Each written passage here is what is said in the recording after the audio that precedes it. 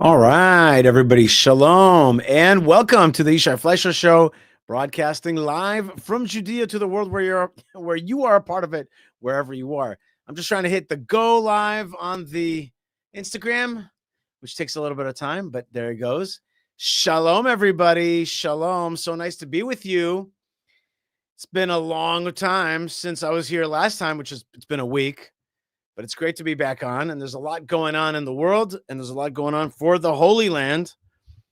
Malkah and I and the family, we were up north in Tzfat and overlooking Meron for the Lag BaOmer holiday, which was very, very special and very inspiring for me personally. Gave me a lot of energy and recouped some of the lost spiritual energy that has gone to the efforts of the last few months, including bringing Minister Ben-Gvir to America and all that.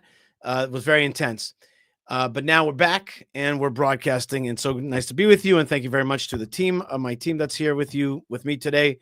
That's bringing you to me to you, and that's Yo and the rest of the team that is with us. We're going to have awesome guests today. We're going to have Amir Avivi, Brigadier General, and we're going to have also Malkah Fleisher and hopefully Jake. We got a lot of people coming up. But before we get to the other people, I want to do a little discussion, a so-called rant. Shall we rant a little bit? And my rant is about international flights to Israel. International flights to Israel. So before I say my opinion about international flights to Israel, let's listen to what the airlines are up to. All right, here, let me start that again. Let's talk about what the airlines are up to, the international airlines, and how they're flying to Israel. Are they considering canceling their flights to the Holy Land, or are they going to hold strong against the jihad and the terrorism? Here's a report from ILTV. 4 days since a ballistic missile launched by the Islamic regime-backed Houthis in Yemen fell inside the Ben Gurion airport grounds. Now airlines are extending their suspension of their Tel Aviv routes, leaving Israelis abroad stranded and limiting outgoing travelers as well. Which airlines should you be staying away from? ILTV's Devil Klein breaks it down.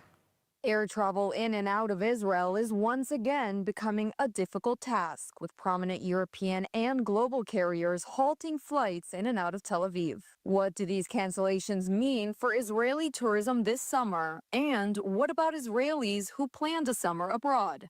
The news is not great. British Airways, the latest carrier to extend its flight suspension from London, announced that the suspension will last until June 14th. Other European carriers announced a suspension until May 11th, including the Lufanza group of Swiss Air, Austrian Airlines, and Brussels Airlines, as well as Air Baltic, Irish low-cost carrier Ryanair, and LOT Polish Airlines. In addition, Air France have canceled flight services until May 13th, while Air Europa, the Spanish low-cost airline, have halted flights to Israel through May 7th.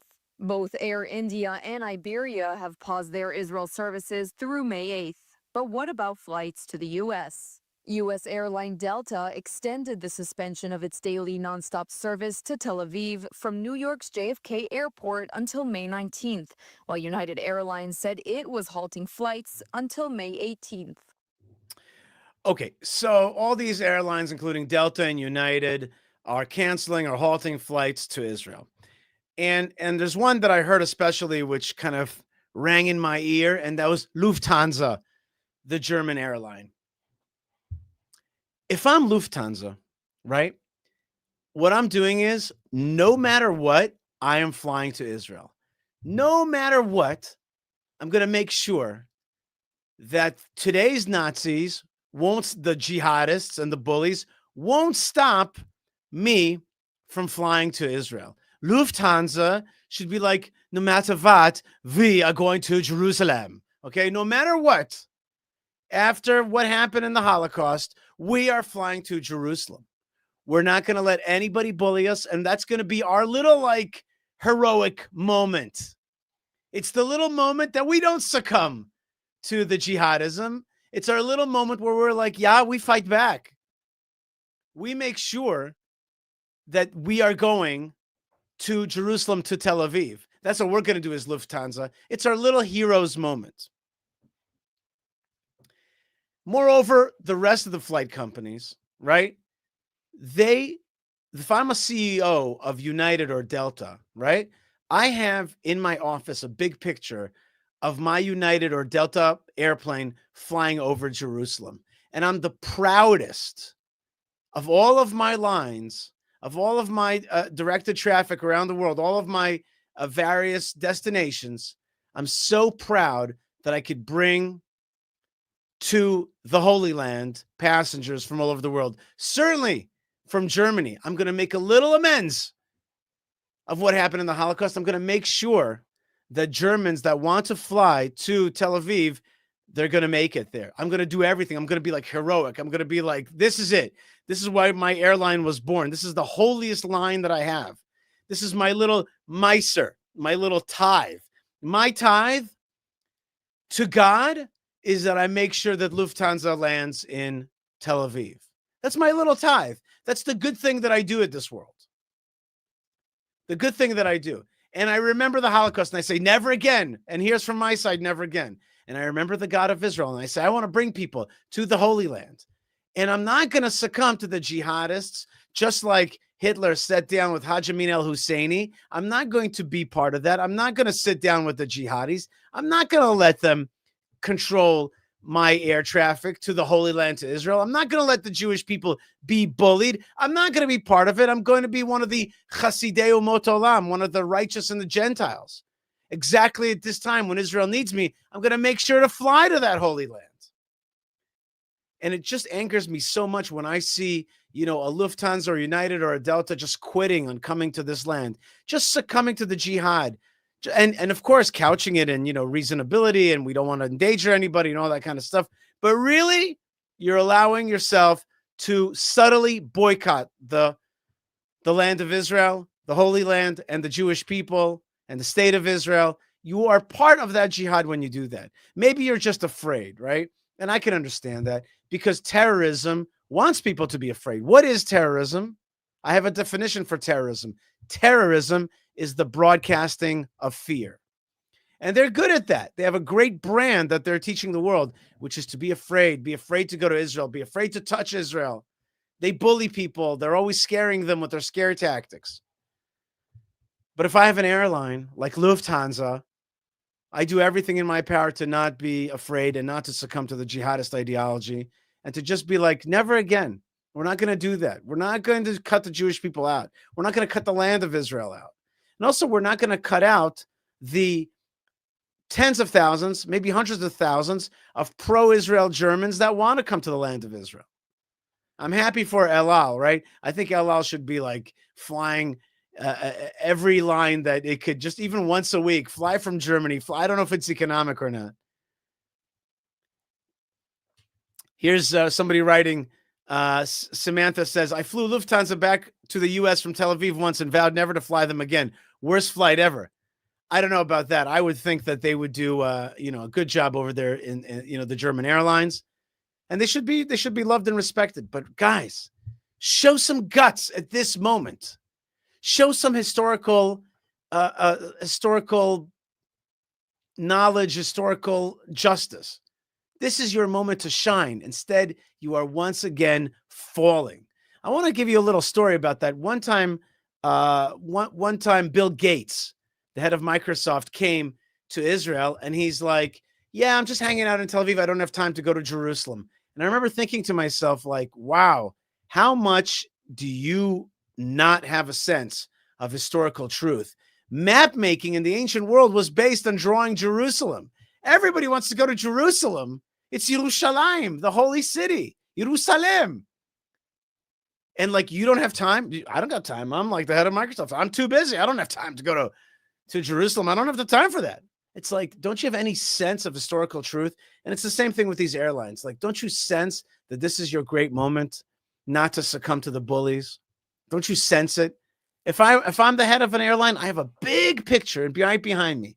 And I'm like, the proudest thing that we do is that we bring people on pilgrimage. The ancient pilgrimage coming alive again in our time. What a miss. What a miss it is for those airlines. And I'm ashamed of them. I want one airline to hear what I'm saying today and be like, you know what, Yishai? You're right. We're flying. we're flying to the Holy Land, no matter what, through thick and thin. And I bet you there's pilots who are like, yeah, I used to fly for whatever, for, the RAF, and I'm not afraid of anything. I'm not afraid. And we didn't bomb the railroads to Auschwitz. Now we're going to fly to Israel just to fix that. Who's going to stand up and be courageous? And if you're not going to stand up and be courageous, then we have our El Al. We have our way. And El Al pilots are like, we're not stopping. I flew when there were rockets, and they like flew all the way north and then kind of took a left from the north of Israel just to avoid all kinds of rockets. And they were just like brave pilots. And I was a brave passenger. And that's what people want. People want to be part of something great. This is a moment to be great and not a moment to be fearful. That's the opportunity. That's the opportunity right now. And it's sad when people don't take that opportunity. This is an opportunity for heroism. We live in a time with an opportunity for heroism. All right. Speaking of heroism, we have with us a man who is heroic. He's the founder and chairman of the IDSF, the Israel Defense and Security Forum. His name is Brigadier General Amir Avivi in reserves, and he has now done a great job at educate the next generation of Israeli IDF officers for courage, for holding on to our land, for a policy that makes sense, because in the Middle East, when you give up your land, you actually give up your self-respect. Others don't respect you. Then you become a victim. And then other people are like, these people are spineless, and you get no respect. You don't have self-respect. You get no respect. And then you don't hold on to your land, and more people die. And then more jihadism suppresses other people. That's a mistake. General Amir Avivi, Brigadier General Amir Avivi joins us right now. Shalom Aleichem, sir. Hello. How are you, Yishai? Thank you so much for joining us. I know you gave a lecture tonight. How was your lecture? It's very good in Rishon. What was it about? What were you talking about? What is needed to secure Israel for generations to come? It's exactly our subject. So let me ask you this. Are we back in war? Actually, you know what? If you don't mind, let me just play this. I have a video prepared just to show with you, just to show how Israel has returned back to fighting, and the war is back on. And I hope to be able to find that video. I can't find it right now. Tell me a little bit about the return to war. That's what we're reading inside the news, that Israel's back, and I'm hearing all my friends are being called up. Are we back at war full time, or is this just a tactic to try to get the hostages? It's not just a tactic to get the hostages. The overall plan includes eradicating Hamas as a governmental and military entity, conquering all of Gaza in 2 stages. But there is an understanding that as we move forward to reach the goal of eradicating Hamas, there will be opportunities to reach a hostage deal and get the hostages out. The army says clearly it's much easier for us to operate and do the job without hostages. When you have hostages inside, it endangers them. You have to act very carefully. This also endangers the soldiers. So we would definitely like to see the hostages being released and then being able to finish the job. What Israel is not going to agree is to have a deal where Hamas stays in power and we don't eradicate them. This is not an option. This is why it's so complicated. Here's that video that I wanted to show. Has launched a major new military operation in Gaza, seizing key areas with tanks, while continuing air assaults, reportedly killing dozens of Palestinians. Codenamed Gideon's Chariots, the offensive includes taking control of strategic areas. Troops advanced on Deir el-Balach, where ground forces had not operated during the war that began last October 7th. The troops reportedly advanced into eastern Deir el-Balach in a coordinated operation amid artillery and air cover. Mobilized forces carried out what were called extensive attacks as part of the opening moves of the operation and expansion of the campaign in Gaza to achieve all of the war goals, including the release of the hostages and the defeat of Hamas. According to Israeli defense officials, the operation would see the IDF conquer Gaza and retain territory, attack Hamas to prevent them from grabbing humanitarian aid supplies while moving Palestinians from northern Gaza to the south. Amid the warfare, progress has been reported at mediated ceasefire and hostage talks in Qatar. Defense Minister Katz claimed the IDF offensive brought Hamas back to the table and to reportedly propose a 2-month ceasefire with U.S. involvement. Israeli and Hamas delegations traveled to Qatar last week after the release of American-Israeli hostage soldier Adon Alexander as part of a direct agreement between Hamas and Washington and just ahead of President Trump's visit to the Middle East. The Qatari media is reporting that the proposed 2-month ceasefire would allow time for talks to bring an end to the war. According to the Israeli media, the proposal would free about 250 Palestinian security prisoners, while Hamas would hand over a list detailing the status of all remaining living and dead hostages on day 10 of the proposed ceasefire. Prime Minister Netanyahu has reportedly authorized the Israeli delegation to stay in Doha amid what is termed cautious optimism for an agreement. Okay, so I'm a little bit confused. I'm hearing a lot of different things, and I think that all of us are a little bit confused. Are we here to fight this war to destroy Hamas and to hold on to this land? Are we here to make it so that the Gazans cannot live in Gaza anymore and will be moved out? Or are we here to negotiate with Hamas for some kind of agreement, some kind of settlement, some kind of ceasefire, getting some of the hostages out, getting a list out? It all sounds like it's unclear. And that, I think, is one of the problems with our leadership about this war. We've been fighting for a year and a half without clarity. What is the goal of this next offensive?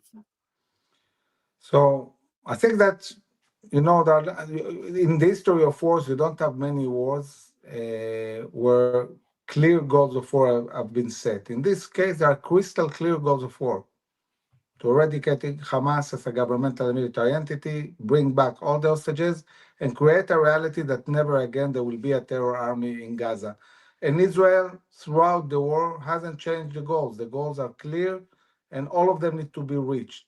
Now, at certain points, we prioritize different goals. There is a moment where we say we'll slow down the pace of destroying Hamas, but we'll release hostages.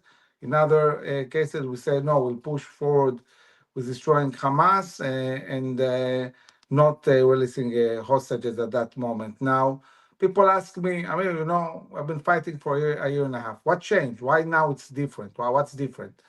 And I say, everything is different.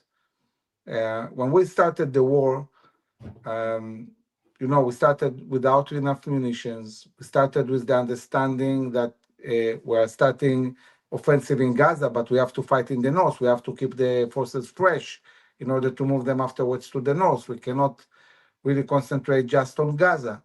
We had a different leadership in the army and also a different Ministry of Defense who thought that it's not a good idea to conquer Gaza, and it's not a good idea to apply a military control over the Gaza Strip. They were opposing that. We had a different administration that very fast, already in January 24, was pushing for a ceasefire and stopping the war. And now we are in a completely different reality. We have a new leadership, new Minister of Defense, new Chief of Staff, new Commander of the Southern Command. They're all aligned.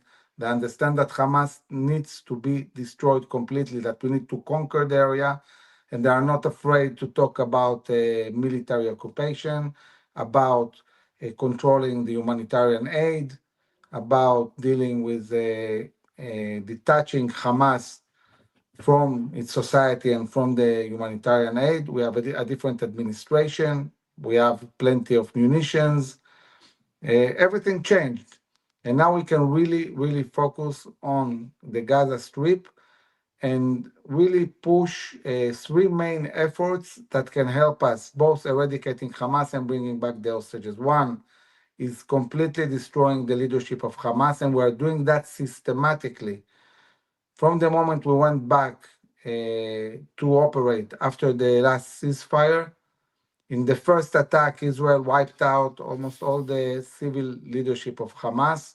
Now we saw how Israel killed Muhammad Sinwar and Shabana, the commander of the Rafah, and many other operatives. The leadership of Hamas in Gaza is being systematically destroyed. As we are doing that, we approved plans to conquer the Gaza Strip. Now, it's very different to do raids or conquer. The way the IDF is operating at the moment, we saw that in Rafah, we conquered the area of Rafah. We destroyed all the infrastructure there. We killed all the terrorists. And now Rafah is empty, completely in Israeli control. And Israel is doing the same now in other areas in the center and in the north of Gaza. Every area that the IDF is conquering, the IDF will stay there and will systematically destroy all the infrastructure, all the terrorists, all the people will be moved from this area. It will be flattened and in control of Israel, and we're moving systematically into the Gaza Strip, sending a clear message every day that you don't bring us back the hostage. It's another day where we conquer more areas and completely destroy all the infrastructure and the terrorists in these areas. And it's going to intensify all the time. There will be a moment, I believe, where Hamas will say, wait, stop. Let's do a deal. They'll need a ceasefire. This will be an opportunity to get back the hostages. Israel is not going to agree to stop the war, but it will agree to do some kind of a short ceasefire, maybe a month and a half, to get the hostages. But Yeah, but the Hamas is not going to overall, give up all the hostages. If you're going to play that game of the hostages, they're never going to give them all up. They'll always keep yeah. somebody. So I think that's probably there will be a deal for half of them, which is a lot. And then you'll have to continue pushing forward until there will be a moment where you will surround them in a certain neighborhood and negotiate. After conquering 80-90% of the Gaza Strip, you want to reach the point where they understand that it's game over. They have only two choices: or give us the remaining hostages and get out of Gaza alive, or die. There will be no other choices.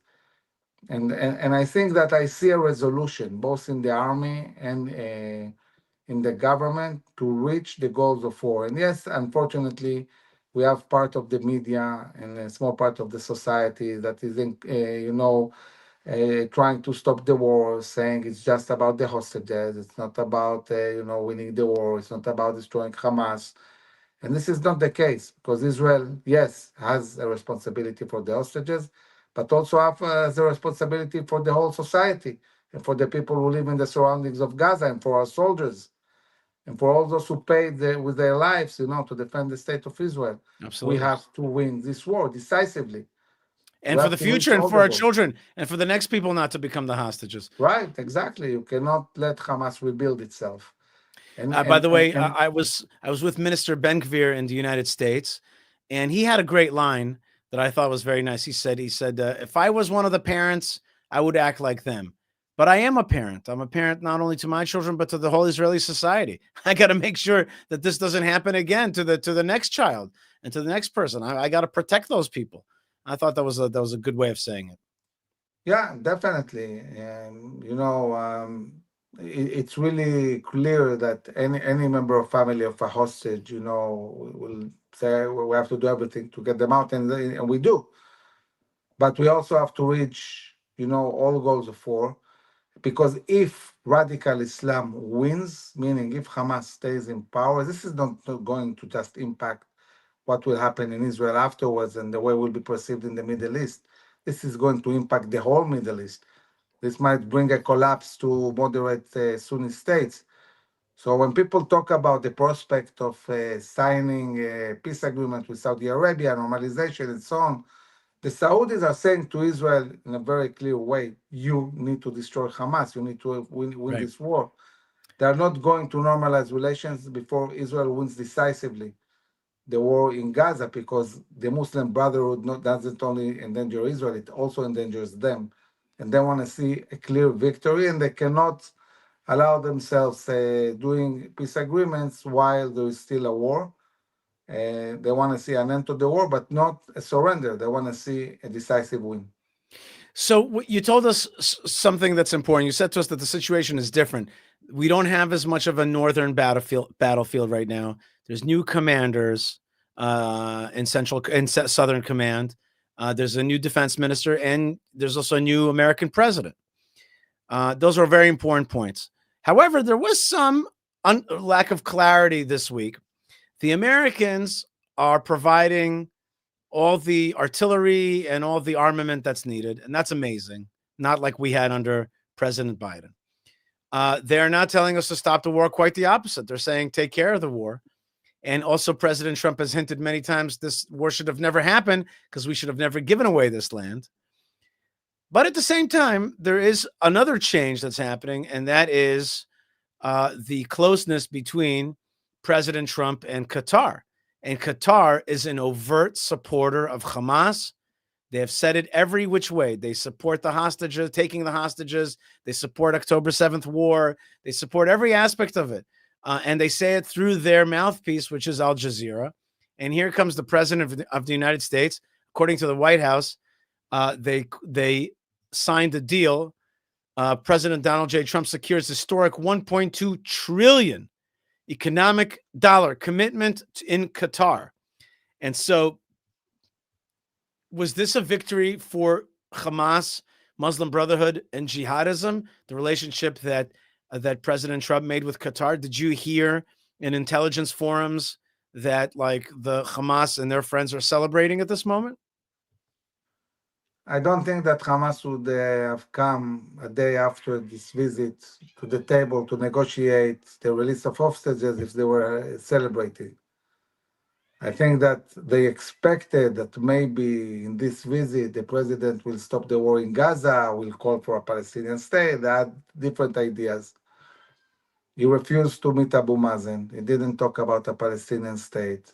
He didn't say that we need to stop the war in Gaza. On the contrary, talks about relocating 1 million Gazans to Libya. Right.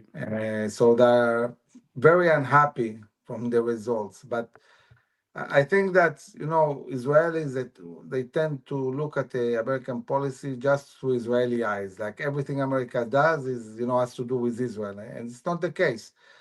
We have to understand that President Trump, when he entered, he started his presidency, the situation was that, the U.S. has a debt of $37 trillion, 122% debts to GDP.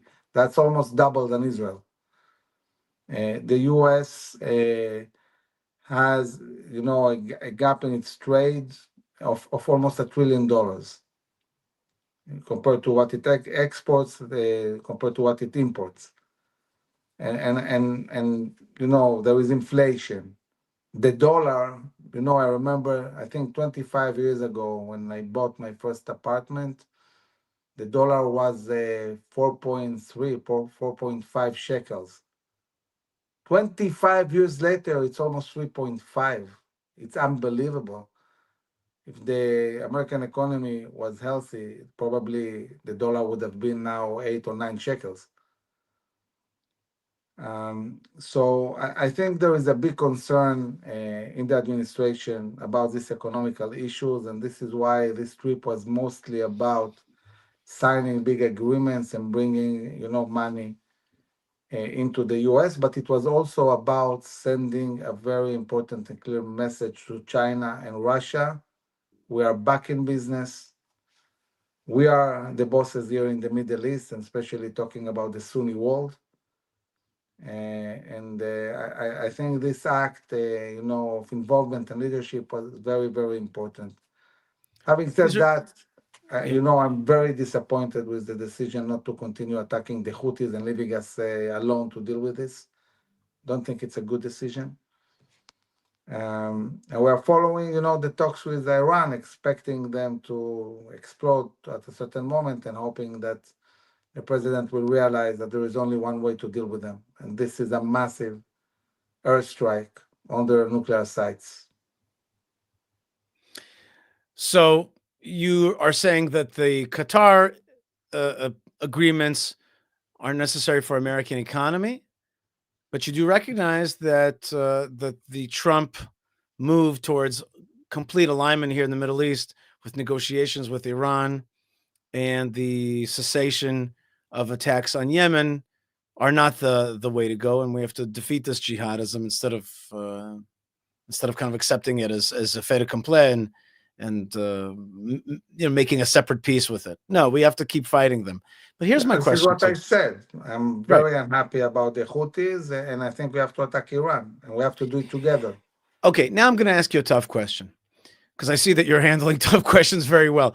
My question to you is our leadership, both the prime minister and also just the way our system operates. Is it ready to make big decisions? For example, to take out 1 million Gazans and send them to Libya or wherever else? Like, this is a big thing. A ship's got to come, pick them up, or it's got to go through through Sinai and through Egypt.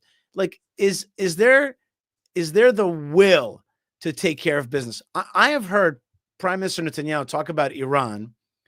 I remember it was the year 1999.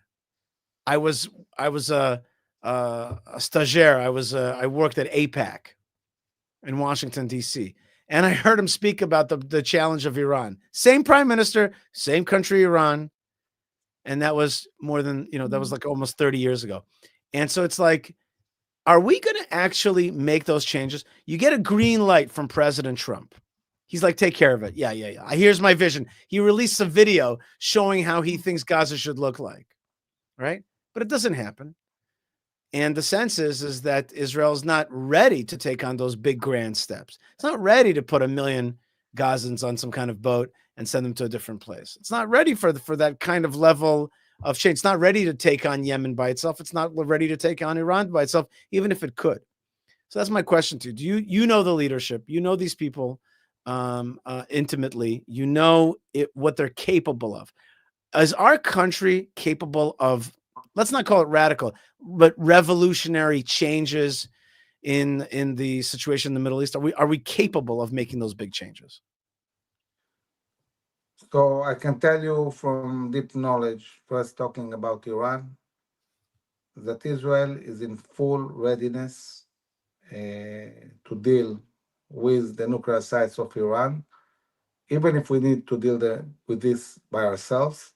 Israel is not going to miss the opportunity, this historical opportunity, after we destroyed all the proxies, after we destroyed the air defense. And we know that this is one shot, for us it's an existential issue. So at the moment, Israel is saying, okay, let's, wait and see what will happen with this diplomatic talks with Iran. And already we're hearing the Iranians saying clearly they're not going to give up anything. They're pretty much laughing at the administration. So Israel is waiting and hoping that, at a certain point, President Trump will say, okay, this is, not going anywhere. And either will give Israel the green light to attack or lead an attack. One way or another, we're going to deal with this imminent threat and deal with Iran. As for relocation, when I came not long ago to the army and I saw the preparations that are being done, undergoing, it was amazing to see it. Who would have imagined the army, working on realizing the plan to relocate the Gazans. And it's happening, and by the way, we're relocating them daily. Not big numbers yet, hundreds. But for Israel, relocating 1 million Gazans, it's not a complicated logistical issue. We know how to do it. The only thing that we need, and this is something the Prime Minister said very clearly, we need countries that are willing to accept them. So when President Trump said, this is my vision, I want to relocate them, we need agreements. We need countries to give them visas. The motivation is there. The Gazans wants to emigrate. They need where to emigrate to. You cannot just put somebody on a plane if he doesn't have, on the other side, somebody that is willing to receive them. So if President Trump is serious, so are we. and we are very ready to do that. And Prime Minister Netanyahu said we are embracing this plan. This is the day after for us, and we want to do that. But I think that it will become more relevant and more realistic once we conquer Gaza. You need to first take over the area and destroy Hamas. And I think that after this stage, there will be also a growing understanding globally that they need to emigrate, because Gaza won't be habitable. It will be pretty much completely destroyed because of the massive terror infrastructure that you have everywhere. And in order to dismantle it, you need to really destroy most of the infrastructure in Gaza. So there will be no other choice, and the world will have to agree and help also relocate them. So I'm optimistic. Wait and see. All right, last question. I promised to let you go by 11, but so last question for you, and that is like this. I've heard, we all know that the Israeli army is highly motivated and very strong, and they really feel like there's a tremendous heroic and self-sacrifice ethos that's in our land. At the same time, this is one of the longest wars Israel's ever fought. I guess it's the longest, or depends how you count it. There was a few wars that lasted longer, but they were more like long operations. This is a war. And I've heard also rumors that there are some that the reserves aren't coming in at 100% anymore. People are tired. People's wives tell them, listen, either don't go into Gaza or don't go there, or expect to stay married. And there's a societal pressure, not to mention the cost. At the beginning of the war, there was a lot of talk about the cost, and they stopped talking about the cost. Nobody knows what the cost is anymore. So are we still capable of going on this journey for another half a year or however amount of time it's going to take? Is our country economically, emotionally, societally ready for this continued operation? Or is there kind of a great need to return to bourgeois life, to get back to normal? Like, are we going back to normal? Can we handle this kind of continued warfare? You're a general. That's where you grew up. That's your career. That's what you think about. What about the average folks and the average Israeli? Are they able to stand this test? So what are the options if we really push hard the coming 6-7 months and win decisively? We'll have a normal and quiet life maybe for generations. If we don't do this last effort and really win in the coming 6-7 months, there will be no more normal life at all in Israel. And soon enough, we'll have to come back and fight again and again and again. So we really need to end this now, and we need to finish the war, and we are able to do so. And I think that, you see a very high motivation of the reservists to arrive, and I'm not saying there are not many reservists that have challenges and family and work, but the message of the reservists is clear. You call us, let us do the job. We want to finish this. We want to win the war. Don't bring us for another small operation, for going in and out and doing what we did in the last year and a half. We want to win this war. And for winning the war, I'm more than happy to come and be part of this historical moment of defeating Hamas. And I think that the change of leadership in the army really created motivation. The chief of staff messaging and really empowering, the army and the reservists, and inspiring them. And this is very, very important. And we have enough people, we have enough soldiers, we have the munitions, we have the will to really win decisively this war. So, we tend to say that it's the darkest just before dawn. So, it's the moment. We have to, push. It's hard. People have fought for a long time, some reservists for 500 days. But this is the moment really to put the last effort, and it's the responsibility of the government to make sure that this time we go all the way to total victory in Gaza and also, of course, in Iran. And if we reach that, we'll have a great future. And Bezrat Hashem, with the help of God, of course. Brigadier General Amir Avivi, you've had many, many amazing positions in the Army, and you are also now the founder of a whole movement which people can connect with, especially IDF officers, and that's called the Israel Defense and Security Forum. In Hebrew, we call it the Bitchonistim, which is a term meaning the guys who care about security, the guys and gals that care about security. And you're helping change consciousness in Israel. Thank you so much for being with us today. My pleasure. Thank you very much. All right, folks, that was Brigadier General Amir Avivi, and he's confident that we can continue to fight this war. Let's do it. Let's get to it. And let's not, of course, forget that the Lord has given us that strength. Hashem is with us. And he says, clear out my land from the haters. Get rid of the haters in my land. Get rid of the idolaters and the haters and the Israel haters. And just keep in the land lovers of Israel and lovers of God who want to sanctify this land. And I have this theory that God doesn't tell the Jewish people, clean out the whole world. He just says, you know what?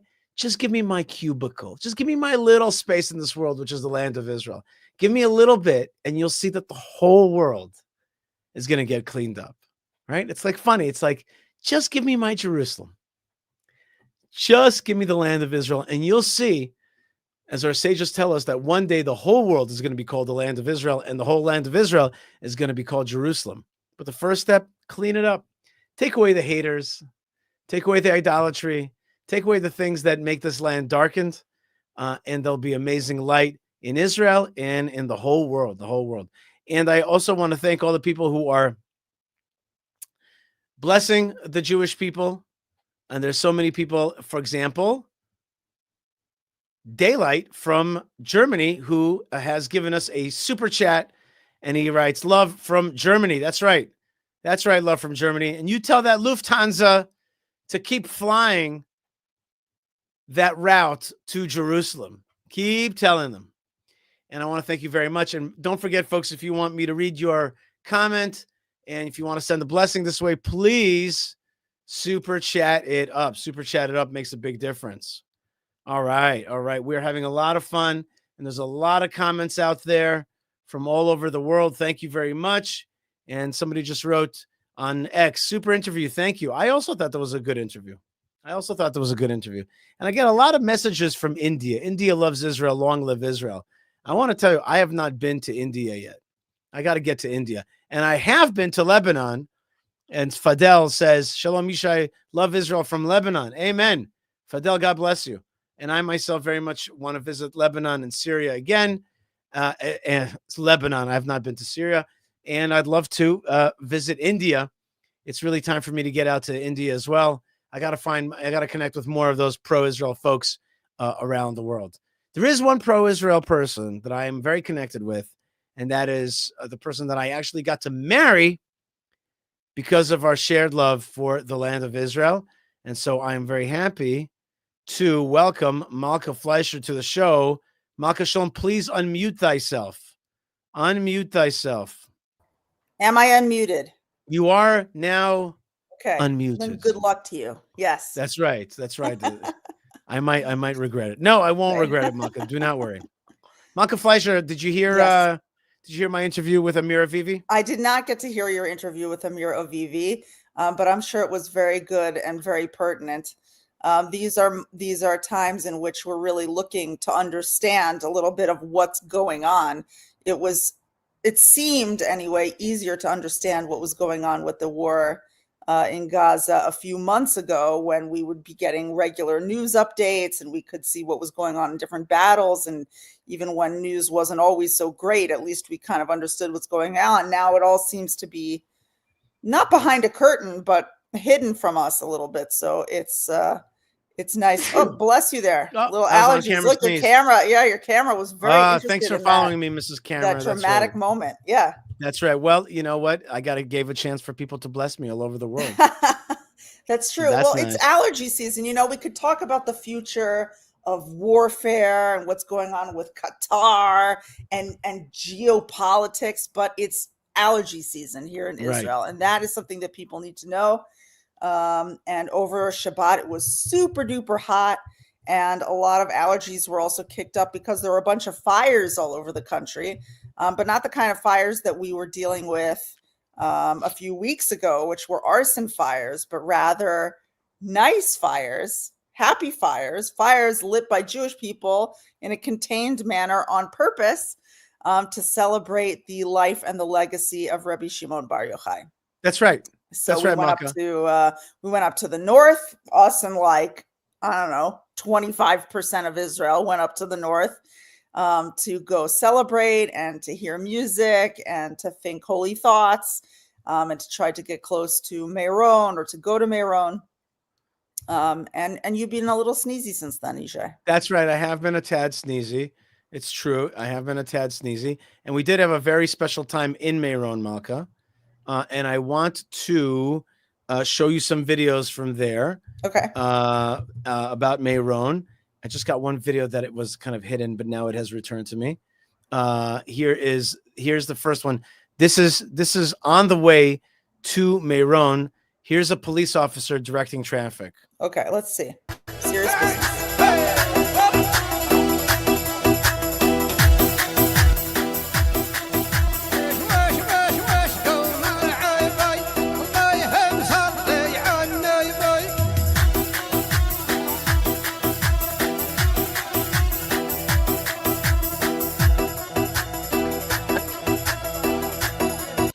Oh my gosh. Okay. Yeah, feeling the mojo there.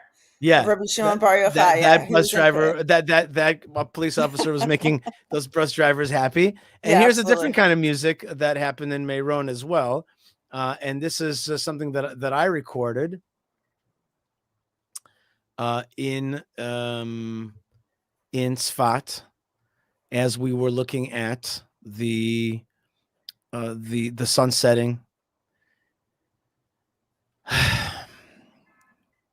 Show business, Yishai? Yeah, no, you know what it is? Easy out there. No, it's not. It's not easy out there. Yeah. Here it is. Okay.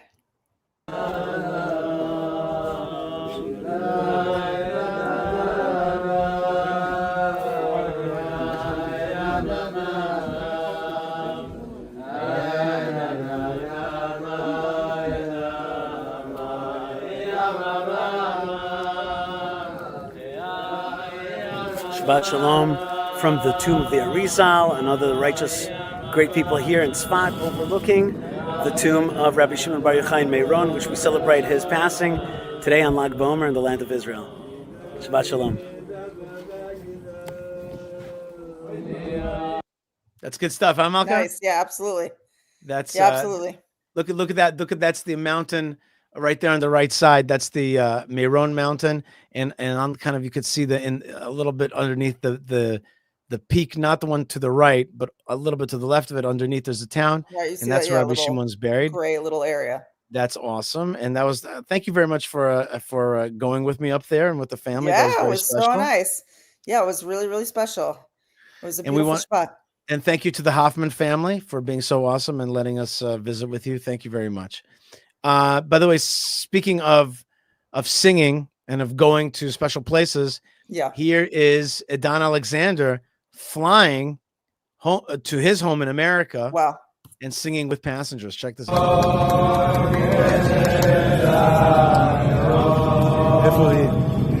I don't think that's what this is.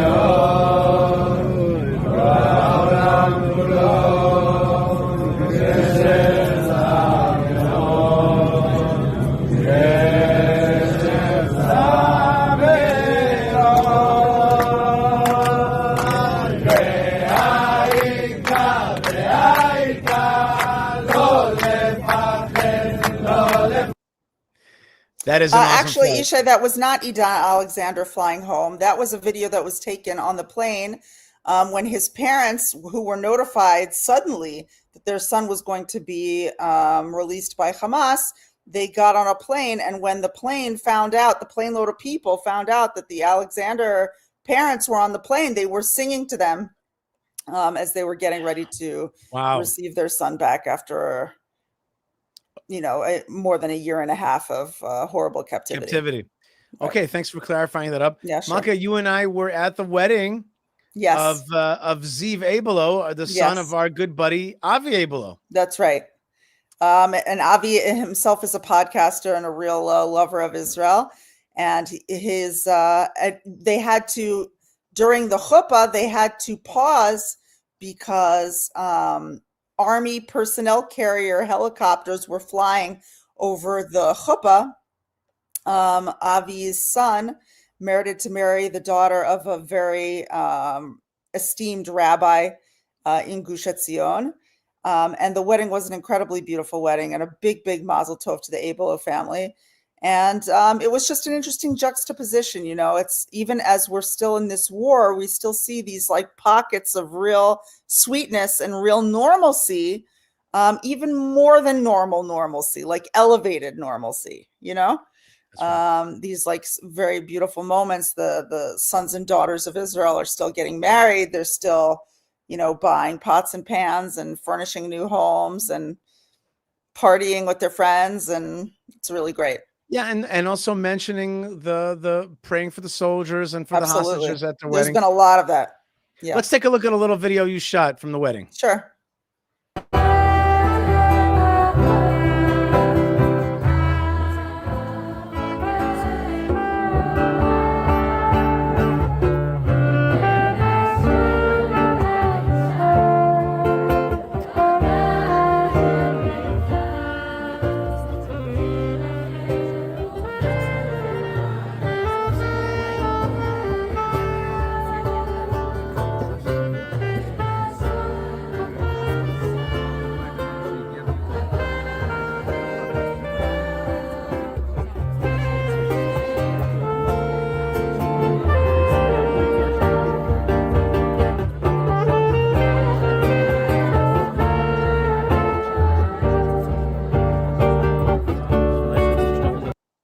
Little peek into the women's section there, Malkah. Yeah, that's right. That was just a few minutes before the bride was going under the chuppah, under the wedding canopy to get married, and she was being hugged by her parents and surrounded by her sisters, and they were singing a song blessing her to be like Rachel and Leah. That's what that song is about, that she should be like Rachel and Leah, the matriarchs of Israel. And it was just such a lovely family moment.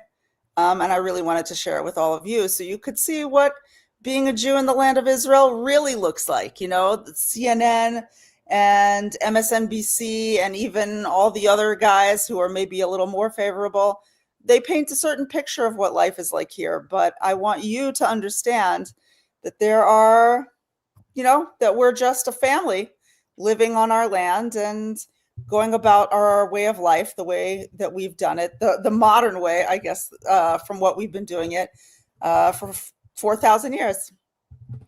That's right. Now, Malkah, we are continuing to do it. And thank you very much for going with me to that wedding. And now let's talk a little bit about the news. Actually, you know what? This is a good segue to another story. I don't know. You and I talked about it beforehand, but maybe I don't know if we had time for it fully. But first let me say shalom to Rich DeBusk. He says, love your Sunday long form lives, prayers for Judea, Samaria, Hebron, time for sovereignty all over the biblical land of Israel. Thank you very much, Rich. Thank you so much, Rich. Thank you very much for that beautiful dedication and blessing and super chat. So Malkah, one thing that I wanted to talk with you about is the story of Eli Cohen, this famous spy for Israel, who spied inside of Syria. He became very high to the Syrian high command and to the Syrian president. And eventually he was caught and then executed by hanging in all these years, there's been a great will to return his body to the land of Israel for as we say, Israeli burial, for proper Israeli burial. And that has not happened yet. But with the changes in the regimes, with the Trump administration, with the changes in the Syria administration, and I don't know what else the Mossad is doing, today they're released a lot of documents. They brought a lot of documents or found a lot of documents pertaining to Eli Cohen. Do you know more about this stuff, Malkah? I just know that there were some like 2,500 materials, and it was a covert operation to like rescue these items. They say it was a covert operation. I don't work for the Mossad, so I don't really know, but I do know that there's been a talk of normalization between Syria and Israel as part of the Abraham Accords, and Trump met with what's his name, Al-Jolani in Qatar, I think it was. Or I think that's his old name. Arabia. I think his name is Shara now. Oh, you trim your beard, you put on a suit. Yeah, like a fancy new name. I mean, Jolani sounds like Golani. I think that's cooler. Yeah. Like, I feel like I do him more honor by using that name, but okay. Right. Anyway, this new leader of Syria, whatever the artist formerly named Al-Jolani. And who knows? You know what I mean? I don't know if this covert operation was a covert operation or whether it was like a quiet agreement or what. But they presented to Eli Cohen's widow, who's still with us, all this material. I remember a few years ago, Yishai, they like recovered his watch. Do you remember that? Yeah. They had a wristwatch of his, and it was like a huge deal. And they presented it to her, and then I think that they displayed it in a museum for a while. Eli Cohen is Israel's most famous ever spy. And without him, we would not have won the 6-day war. He did so much information gathering from Syria, and he kind of spearheaded a very interesting plan by which he convinced leaders of the Syrian Air Force to plant trees at Syrian Air Force bases for shade for the soldiers because it was so hot. But then he reported to Israel that when you look through this barren desert wasteland, when you see trees, that's where the Air Force bases are. And this was a very critical move that helped Israel to identify the Air Force bases and take them out and win the 6-day war. Okay, so and he was found out, of course. And he was tried in a kind of like, what do they call it? There's a word for it. One of these like fake trials. I forget what, there's like a name for it. Kangaroo court. Kangaroo court. Thank you. Mm-hmm. And found guilty, and he was hanged, and his body was kept and never returned to the Jewish people.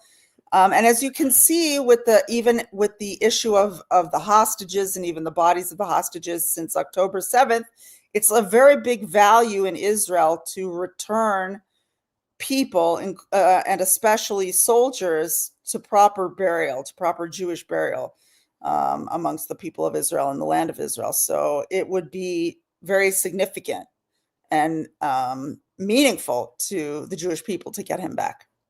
Here's a video that happened today, I think. And this is Nadia Cohen, Eli Cohen's wife, a meeting with the prime minister and also I think with the head of the Mossad, as they show her some of the recovered artifacts from Eli Cohen.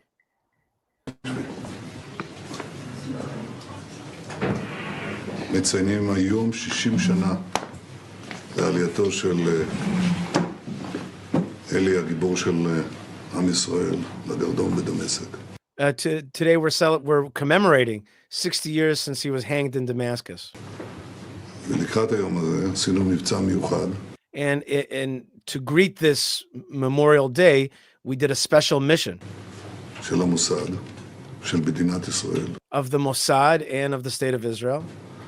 להביא את הארכיון שלו, שהיה בתוך הכספות. To bring us some of his archives, which were in safes, which were hidden in safes. של המודיעין הסורי. Of the Syrian intelligence. במשך 60 שנה. For the last 60 years, that's where it's been. הבאנו אותו לארץ. חשבתי שכדאי we brought the stuff home, and we thought that it would be fitting תדעי את זה, that you should know about this stuff and see it for yourself, ולהראות לך את זה ביום הזה. and to show it to you on this day. אנחנו לא מפסיקים. אף פעם. And he says we're never going to stop. We're never going to stop trying to bring him home. אבל אנחנו רוצים אותו. גם על זה אומרים. But she says we want him home. Look at her after 60 years. After 60 years, you see how much it still pains her. אלי זה אגדה ישראלית. He says Eli is a legend, an Israeli legend. הוא הסוכן הגדול ביותר שהיה למודיעין הישראלי. He's the greatest agent that Israel's intelligence services ever had. בשנות קיום המדינה לא היה מישהו כמוהו. In the life of the state of Israel, we never had a person like him. הוא פעל ועשה כדי שאנחנו ננצח במלחמת ששת הימים. He did so that he acted so that we could win that 6-day war. הוא תרם לניצחון ההיסטוריה. And he helped that historical victory. אלה מסמכים היסטוריים. These are historical artifacts של גיבור ישראל. of a hero of Israel. אלי כהן היה אתוס עבור המוסד. This is the chief of the Mossad. He says Eli Cohen was part of the ethical underpinnings or the kind of historical underpinnings of the Mossad. אתוס של נחישות, אתוס של הקרבה.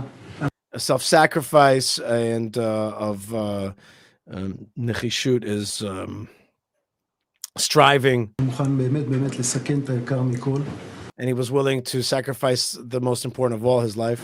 אנחנו נמשיך להביא גם סימנים, גם זה קצות חוט, כדי שנוכל למשוך ובאמת להביא. We're bringing more and more evidence pieces of where he's buried, את עצמותיו לקבר.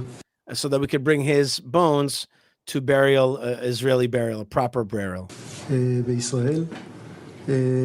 כך אנחנו פועלים לאור הערכים האלו, לאור הצו המוסרי הזה שיש במוסד, אנחנו נביא That's our ethical and moral obligation. את כל החטופים, את כל החללים, בוודאי את We're going to bring all the bodies and all the hostages, all the captives.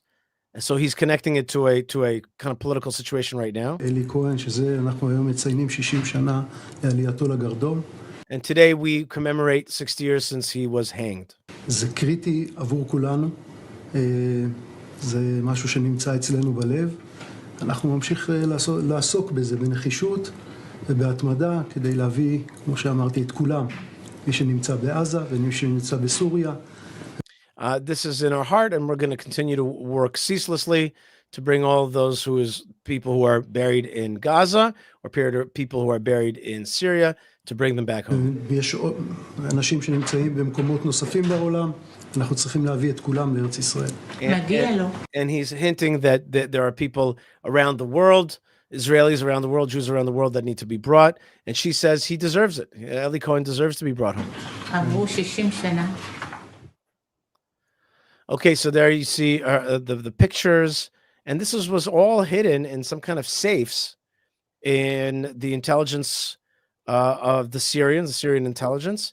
And she's looking at all these things, and she's looking at her like this is a very moving kind of story. This is a very Israeli moment, and you can kind of see the familial relationship between Prime Minister Netanyahu and Nadia Cohen and the head of the Mossad. I thought it was a very moving video. What do you think, Malkah? Yeah, it's amazing to see how she is not dispassionate after all this time. And how Israel recognizes that we have these figures who are, I don't like the word iconic because it means icon, and he's not an icon, but these like legendary people, these people who really signify Israel. And it's really quite amazing. It seems to me like I have the full show here to myself. Oh, there you are. I thought this was going to be the Malkah show. I was striving, Yishai. I had nechishut. That's our word for the day.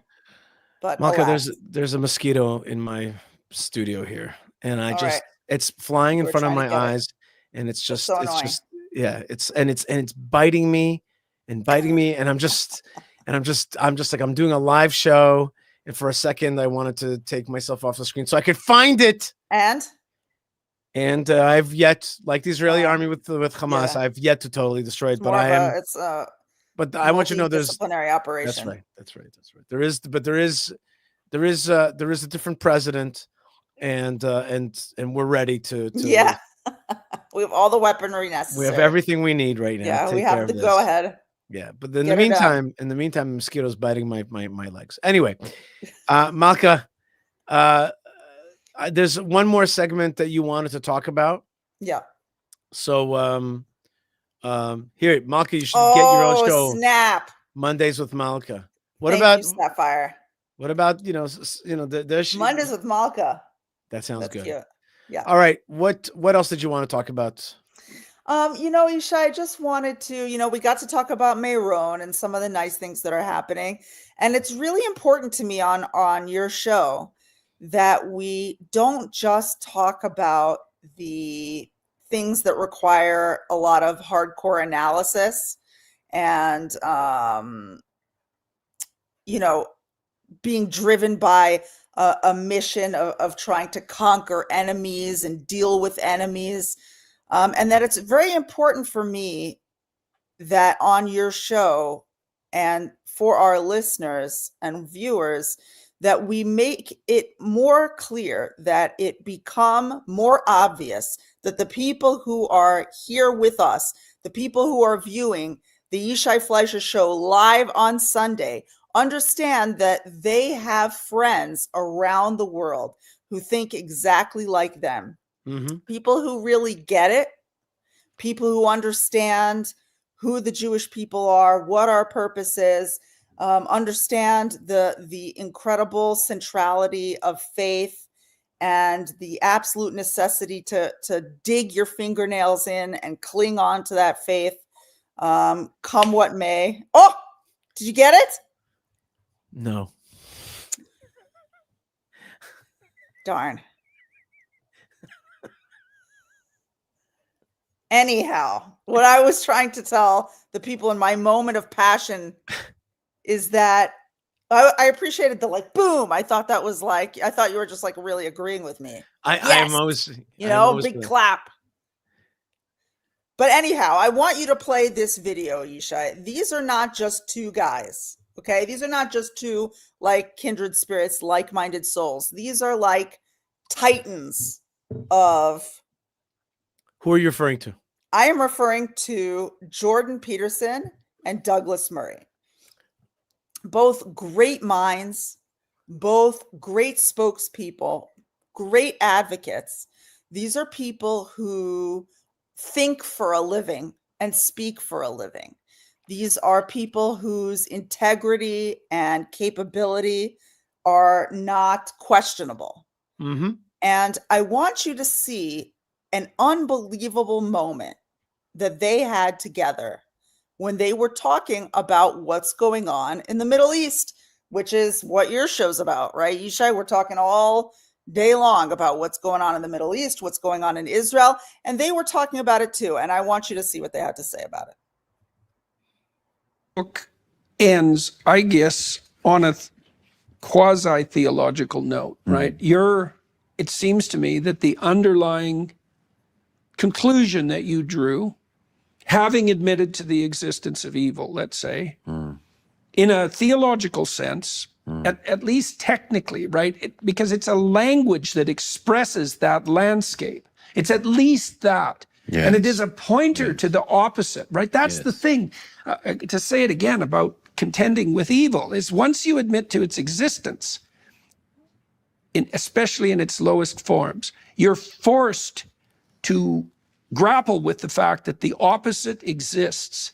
And then that points you towards heaven, so to speak. Now, you structured your book so that your conclusion, which is actually somewhat optimistic, is that despite being faced down by a death cult that outnumbers them geometrically, the Israelis are still there. Yes. And they're thriving. Yes. And there are forces within the Islamic world that have recognized that and that are doing their best to what? Not even so much reconcile themselves to that fact, but perhaps even to welcome it. Yes. and that's held after October 7th, which was a complete bloody miracle. That was the Abraham Accords. And that's what I want to talk to you on the Daily Wire side, because I would like to talk to you. We didn't get into the issue of Islam versus Christianity and exactly how that might be conceptualized and mediated. But I'd like to do that on the Daily Wire side for all of you who are watching and listening. That worship of life, right? It's the axiomatic presupposition that it's no different than the presupposition, I think, that people are made in the image of God. It's just different language. And that points to that points to a transcendent good that's encapsulated in the Jewish scriptures and in Christianity as God. Yes. God's the spirit that demands that life be valued above all, really, above all. Yes. Not above God, perhaps. But and that's more like a definition, you know? Yes. And then the question is, and I thought about this for a long time, well, what if you abandon your belief in the goodness of life? Job refuses to do that. The antinatalists abandon their belief in the goodness of life. The cascading consequences of that are genocidal. That's where it ends, always. Yes. And that's what's happening. But the opportunity to see the opposite of that. Yeah. To see the opposite of the antinatalism, for instance. Yeah. Israel has the only positive birth rate in the Western world. And not just among the religious, among the secular as well, which is blowing the minds of a lot of demographers. As it should. As it should. We thought this was only... As it should. You'll notice that your most secular Tel Avivians will be having more children than themselves. They're more than 2 children a couple on average per relatively The Israelis have pulled that off, and the Hungarians haven't even been able to manage it, even though they're trying very hard. Yes, but that points to one of the central things in it. You probably can't fake that stuff up. The Hungarians, for instance, and I think the Poles, when they wanted to encourage people to have more children. It's economically. Yeah. If you have a 4th child, you will pay no income tax on the 10th year of this. Maybe people don't structure their lives like that.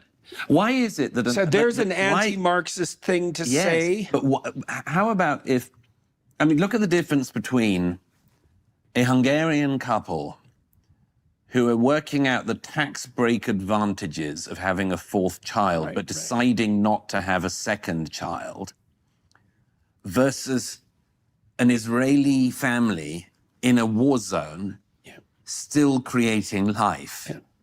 Right.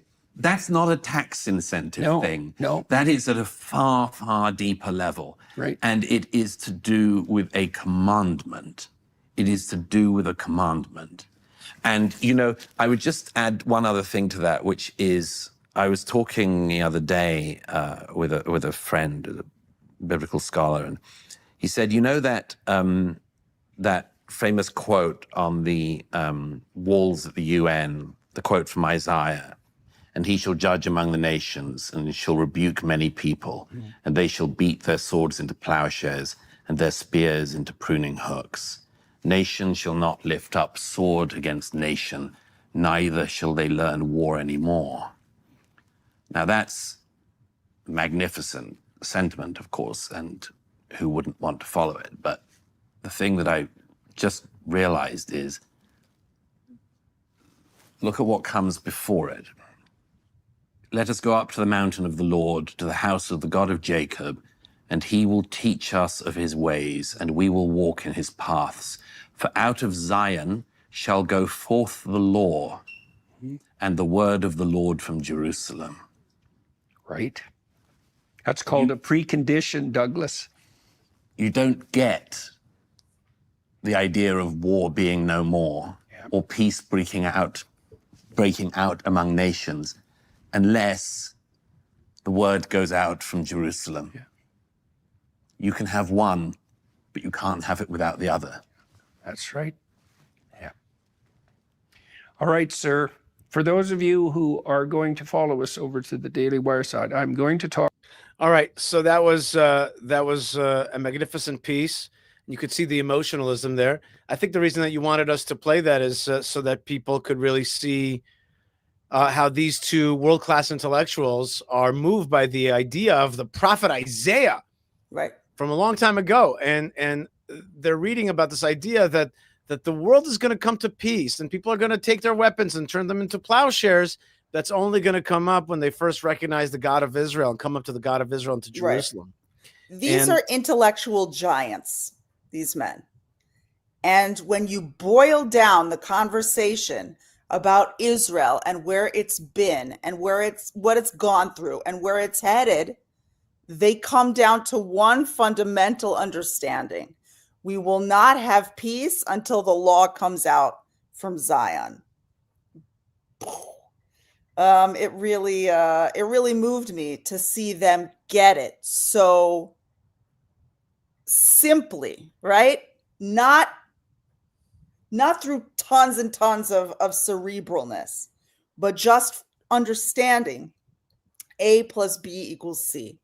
And if only so many more people in the world could understand that. I think that, Yishai, you are very blessed and lucky to be surrounded here on this broadcast right now with hundreds and hundreds of people listening to you who get exactly this. That's right. What I really want people to understand hearing this is that you're in excellent company. You are in the company of people who are great thinkers and great people who understand exactly like you do what this world is about, what we're trying to do, and essentially what it takes to get there. And we're going to do all that together. Malkah Fleisher, thank you so much for joining me. Thank you for getting us those great videos. Those were mesmerizing. We saw everything from a police officer dancing in Meron to Avi Abelow's son's wedding to Nadia Cohen seeing her husband's, the great Eli Cohen's, the great spies, Eli Cohen's artifacts. And finally, this awesome reading of scripture between Jordan Peterson and Douglas Murray. Great stuff. Right. Malkah Fleisher, thank you so much for being with us. Have a great week. Thank you. May you continue to send the blessings to the world. Shavua Tov. Shavua Tov. God bless you. All right. Well, that was fun and moving. And thank you so much, all of you folks that are out there right now. There's so many of you who have joined us around the world. And I want to really bless you and thank you. I want to remind you that if during this live event you subscribe and ring the bell, it actually has something to do with the algorithm. You tickle the algorithm in such a way as that the algorithm is blown away by the awesomeness of the synergy and the coagulation and togetherness of oneness of your subscribing just as we're broadcasting. It just tickles the algorithm, and the God above is happy and the earth below is happy. The society's thankful and things go right. So please join us on YouTube at Yishai Fleisher TV, but we're right now broadcasting on LinkedIn and on X, formerly known Twitter, Instagram, and Facebook, and all the other places. June 9th, I'm going to be at the Israel Guys Conference, the big gathering of pro-Israel folks in Dallas, Texas. You can join. A few seats are still available. Events.theisraelguys.com. Don't forget to join us. You could also support the show through buymeacoffee.com/Yishai.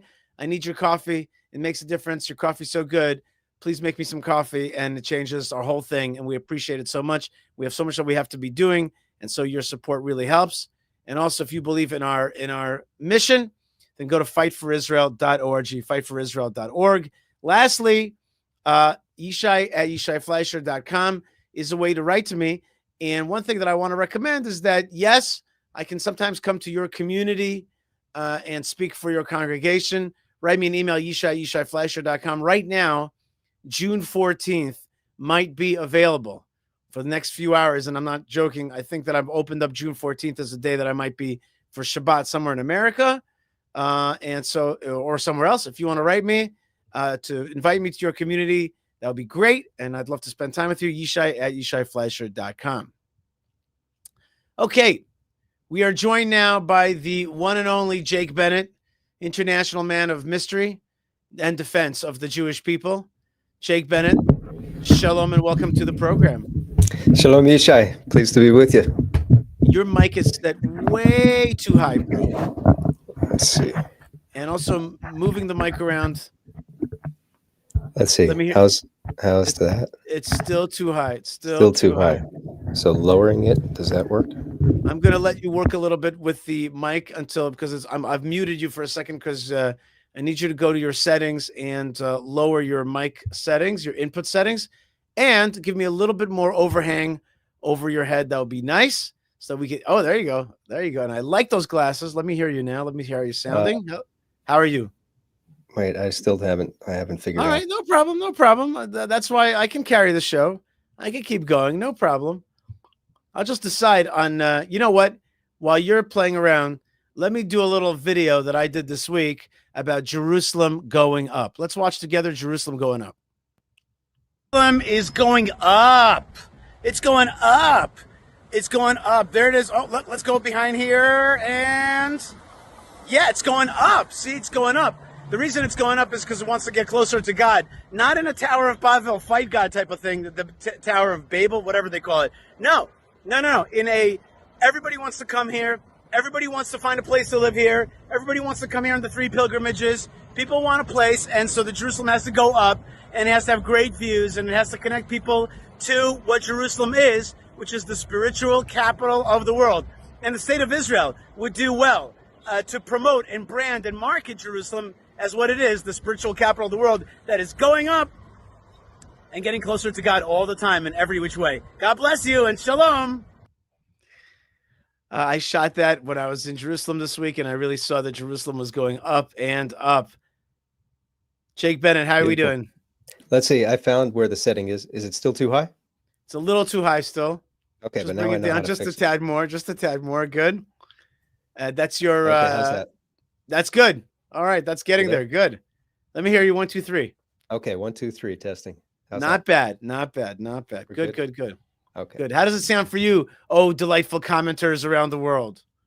Let me know.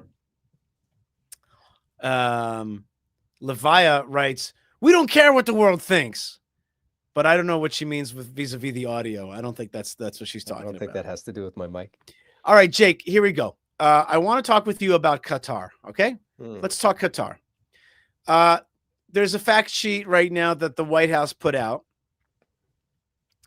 and that fact sheet shows that the United States, through President Trump, has signed a $1.2 trillion economic package with Qatar.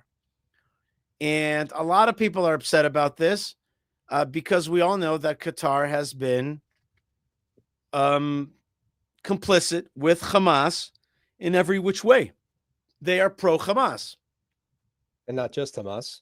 They've been complicit with Muslim Brotherhood, with ISIS in the past, Al Qaeda. They've fomented revolution in other Sunni Arab countries. And as far as America is concerned, the biggest concern here for anyone living here is what they've done on U.S. college campuses. They are backing the radicalization and the indoctrination of anti-Semitism and anti-Israel and anti-Westernism on U.S. campuses. So at the same time that they're buying influence with Washington, D.C., they're teaching the next generation of kids to want to tear apart this country and tear it down and destroy it. Let me have a little bit more volume from your side. This 1.2 trillion. Let me have just a little bit more volume. Give me a little volume, a little bit more. You want more from me? Yeah, a little bit more, please. Yeah. How's that? Are we there? I think we're there. Better? Yeah, that sounds good to me. That's better? Okay. Yeah, I think so. Okay. Now, okay, so you're saying, let's get back to it. You're saying Qatar is funding an anti-Americanism, anti-Israelism on campus. Now, before we play a few videos about Qatar, I want to tell you that I've spoken to a few people today. One was a mutual friend of ours, a very, very smart guy. And he told me, look, the American president is not limiting Israel in any which way. It hasn't told us to stop fighting in Lebanon or in Syria. It hasn't limited us from having any armament and and if anything, they're telling us to get rid of more Gazans. And now there's this talk about moving 1 million Gazans to Morocco. So, like, there's no sense of the Qatari influence on the president of the United States. On the other hand, some people say, well, that's today. But when President Trump leaves office, who knows what's going to be? What do you think about that? It's a deep concern. It's a grave concern. And I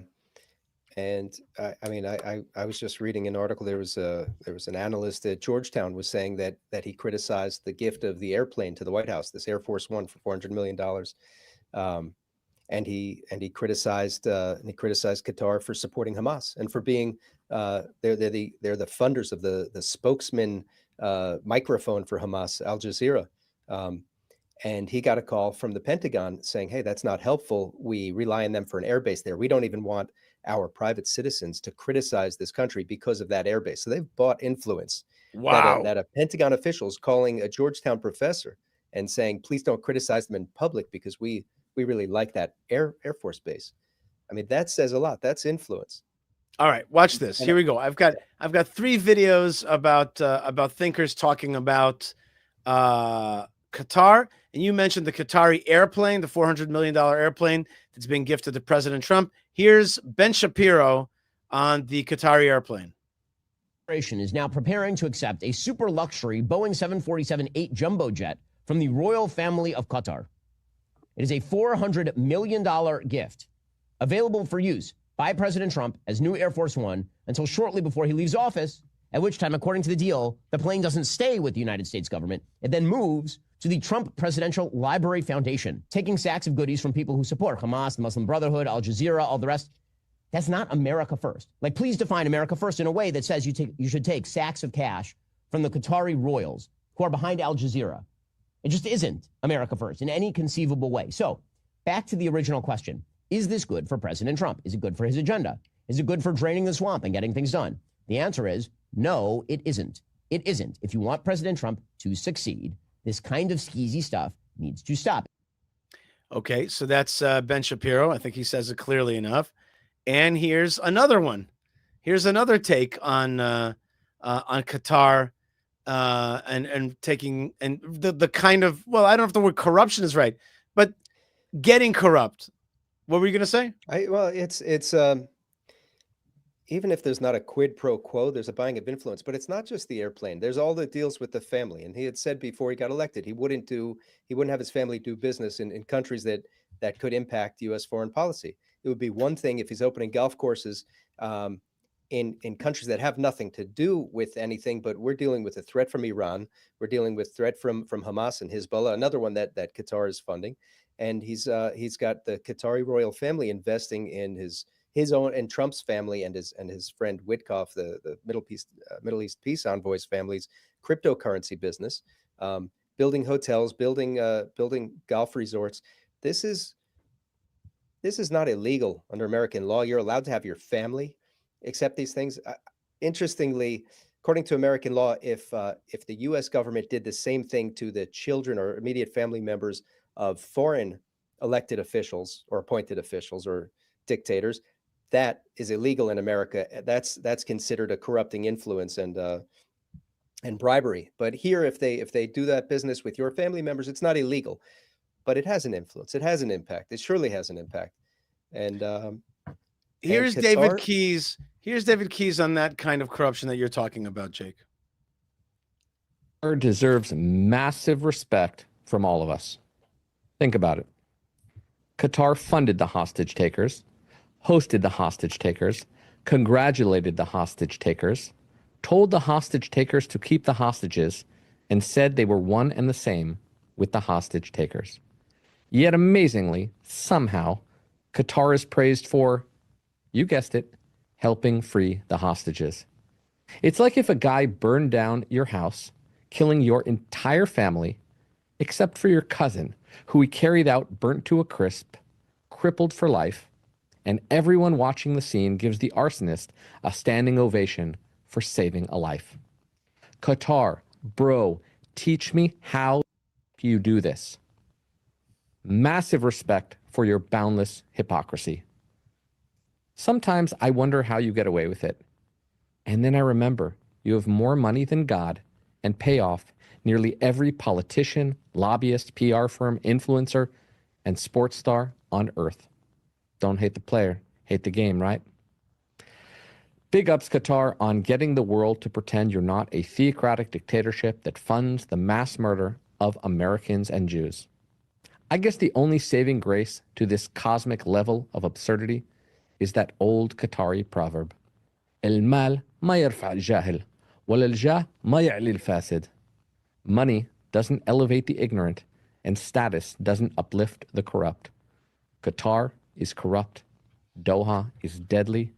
It's time we wake up. Wow, that was powerful. So that was powerful, but there was a few things that he said there which I disagreed with. First thing, it's not that they're not hip. The word hypocrisy has nothing to do with it. Hypocrisy is when you're like really like you say one thing but you do another thing. This is not hypocrisy. This is a tactic. Yeah, right. They're not hypocrisy in that they're pretending they're your friend. But that's not hypocrisy. Destroy your country. That's not hypocrisy. That's actually right. That's exactly it's deception. It's a right. tactic of deception. Sure. Right. So that's number one. Number two is the word theocratic.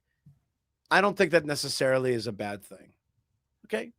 I just don't say that. Like can't use that word theocratic and be like, well, that's, I use that as a bad. Well, theocratic means you run your country by God. What theocracy you're talking about. If it's jihadist, if it has a goal of world conquest and a caliphate, or does it want to?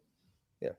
I just mean to say the word theocratic by itself is not necessarily a bad thing.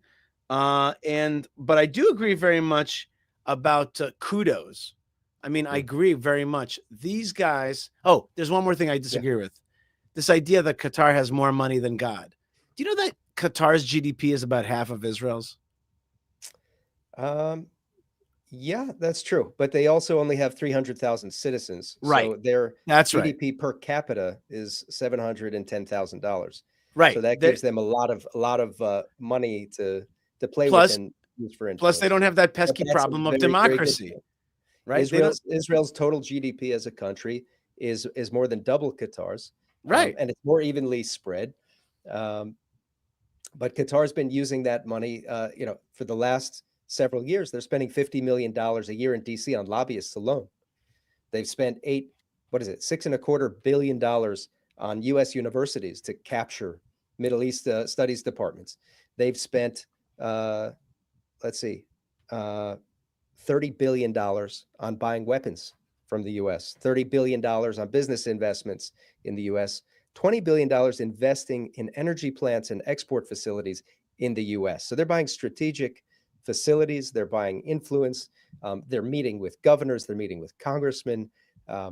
They are buying massive amounts of influence. But here's my point though to you, Jake. I respect them. I don't like what they're doing, but I respect it because they have a strategic goal of influence. That's what that guy Mike said. Don't hate the player, hate the game. Right. Yeah. I'm just like you guys are really smart. And I just think to myself, I was playing with ChatGPT on this. I was like, what if Israel used some of the tactics of Qatar? And we came up with a lot of stuff. And it was just like, not only that, they know how to treat their like they have no problem with minorities or peoples living in their country that are not citizens. They have no like big qualms about that. They have no qualms about like people talk about AIPAC's influences in Washington. It's a tiny blip of the kind of money that Qatar is spending to change consciousness in Washington, in the business world, in academia, in media, and in sports. They, Jake, have a good sense of how to influence the market of cool. Okay? Yeah. They think about what is cool. How do I get my influence over things that are cool so that people will buy into what I have to say? And they're doing it. Israel is always like, what will some of these European countries who want us to be moral in the ICC and ICJ, what do they think?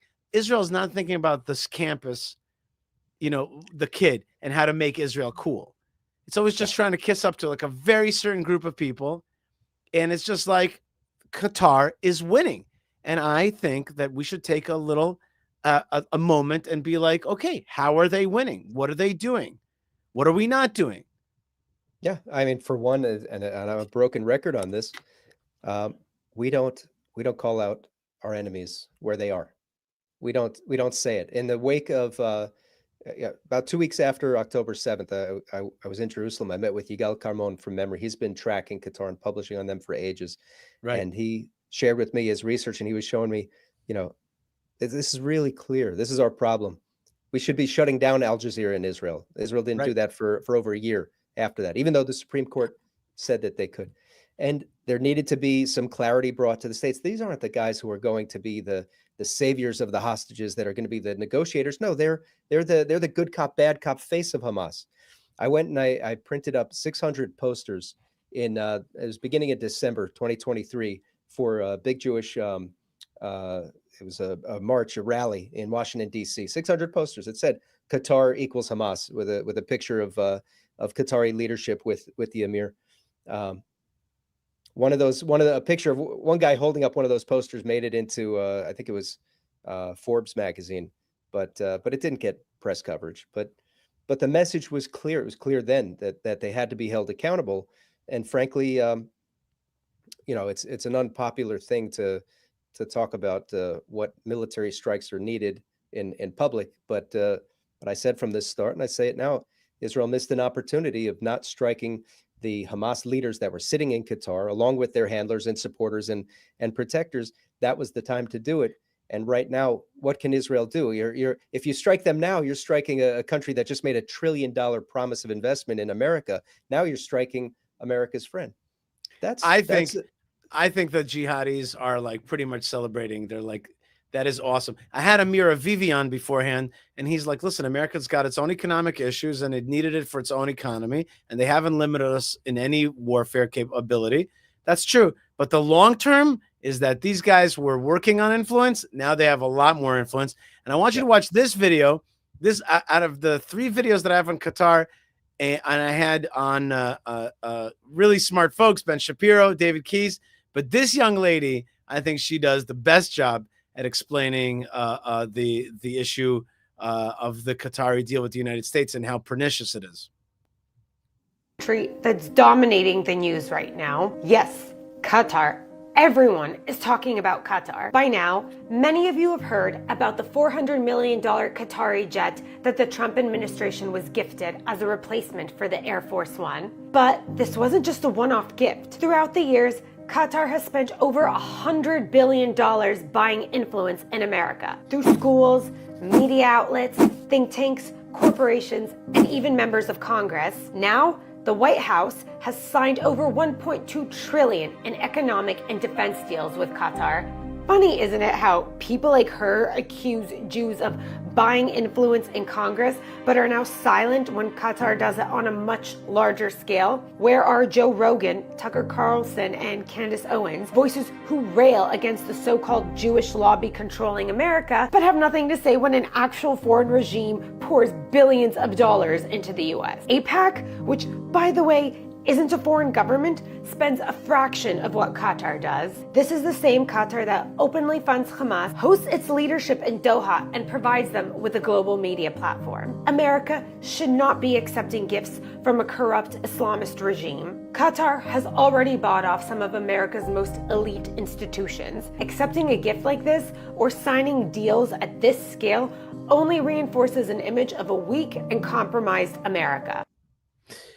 Very strong words, I thought. Very clear, very strong. But again, you have to respect these guys. You really have to respect the Qataris for creating a consciousness for themselves that influence is important, that they want the world to buy into their stuff, and doing everything and directing money in that way. And I think that in Israel, we can now don't misunderstand me. It's just simple. They're the enemy. But that's not what I'm saying, Jake. I know, we all know they're the enemy. I get it. They're the bad guys. They're bad. They're jihadis. They're full on Hamas jihadi. They're the rapists and murderers. I got it. So do you do something about it or not? Yes, respect them. No, I'm saying No, I'm saying we should also think about how they're doing it. What are they doing it? And they are training and this is a vacuum that Israel has created. We have not taught the world that the Bible is cool and that Jerusalem is cool and that being strong against the jihad is cool and that the jihad is not cool. By the way, part of their money has been to make us not cool. Yeah, absolutely. That's the whole point of the BDS money. But not only has Israel not taken the war, like after October 7th, Israel could have declared war against Qatar, outright declared war, destroyed the royal family, let it be the end of everything, like destroyed them completely from the earth. They were participants in October 7th. Right. They funded it, $300 million, you know, to Hamas weeks before the event. And they're still sending money. Yeah, and they're still supporting them through Al Jazeera. Everything from the Hamas propaganda ministry that they call the Hamas health ministry goes through Al Jazeera, spreads throughout the world.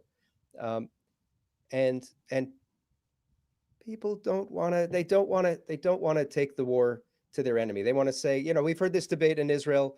There was that book, Ronan Bergman, Rise First. If someone's coming to kill you, rise first, where he made the moral argument that it's okay for the army to go after the shooters and the bombers, but it's immoral if you kill the guys who supplied them with the money or made the transactions to supply them with the guns or the bombs. He said, oh, Israel's done something immoral. And it's the same question here. No, the fact is the war against Israel that's being waged not just on the ground, but in the universities and in the press and in the media is being funded by Qatar. They're your enemy. Declare war and destroy them. Okay, you've got a conflict of interest because your patron America is also, you know, getting support from these guys. But the one thing that someone pointed out to me, they were talking to someone in the Trump administration who said that there's something beautifully pro-Israel that Trump did in all of this business in the last couple of weeks, which is he left Israel out of it. And that wasn't a snub to Israel. It was a deliberate thing saying, we're going to deal with our interests. We want investment. You deal with your interests. You take the war where you want to take the war. Right. We're not going to let it mess us up and mix us up. And we're not going to mix you up in our stuff and tie your hands behind your back and say, you can't do it because we want this $1 trillion. No, we'll get our $1 trillion. Maybe we get it. Maybe we don't. Right now, it's just a promise of $1 trillion. But you take care of your war. We'll take care of our business. And Israel needs to be open to hearing that suggestion and really take care of its war. That's a great point. That's a great point. I like what you're saying. And I think I said that this week on a video that I did, and it did very well, which is all about this idea, which is like, Israel, you got a green light. Take care of your business. Yeah.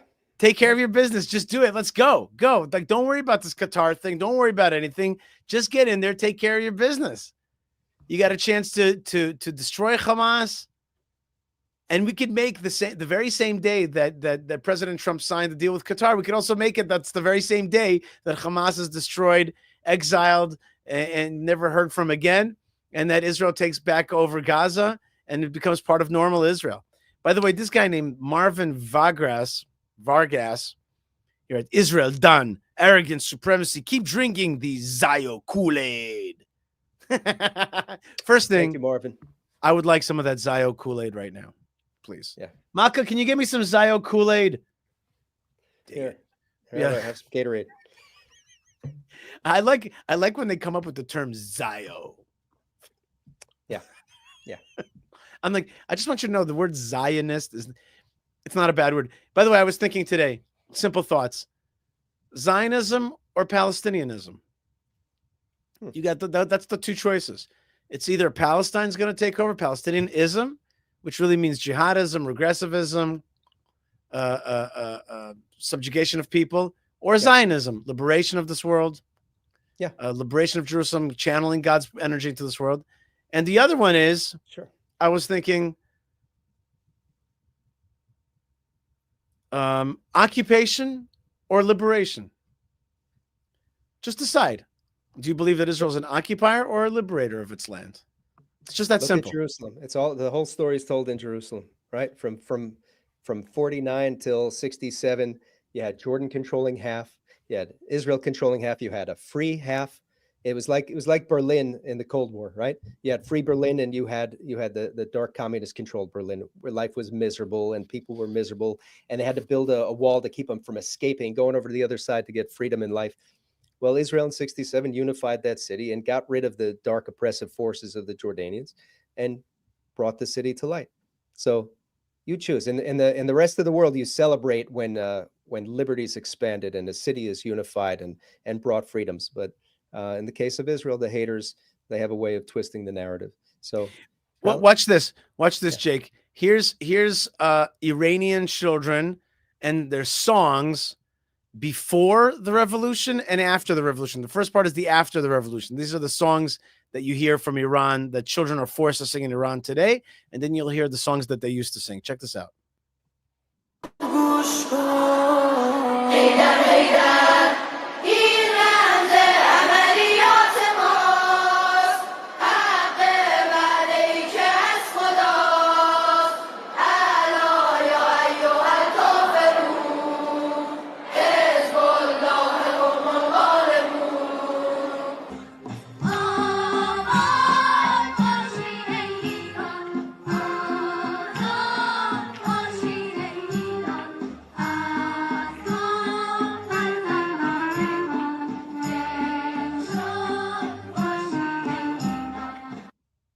So there you go. That's what do you think about that? You know what I think of. You see all these videos. Like every week, there's another one of kids in Gaza singing about how they're going to become martyrs and slit the throats of the infidel Jews and et cetera, et cetera. And I think about what I see at the local JCC and and Tat Shabbat for the little kids. You hear the Shalom song. Shalom, Salam.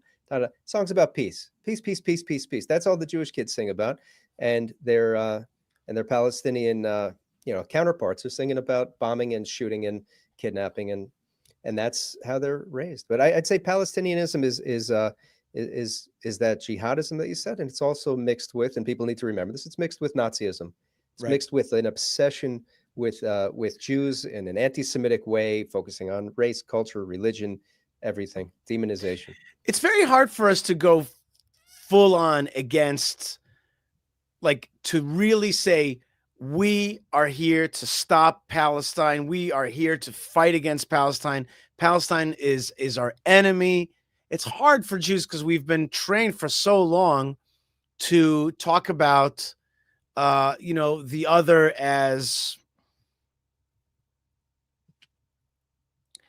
having some kind of sympathies for their rights, or having some kind of like not wanting to go directly against somebody. And yet the Qatari money goes totally against Israel, calls for the destruction of Israel all the time, calls for the destruction of Jewish Jerusalem, etc. And we have a hard time. But there was a community that did burn the Palestinian flag on Purim. I hope I don't get in trouble for this, but take a look at this video. Not Purim. Oh. Wait. I didn't mean Purim. I meant Lag BaOmer. Okay.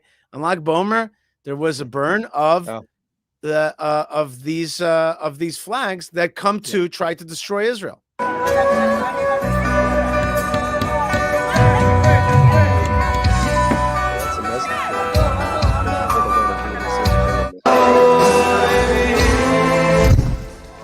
Wow.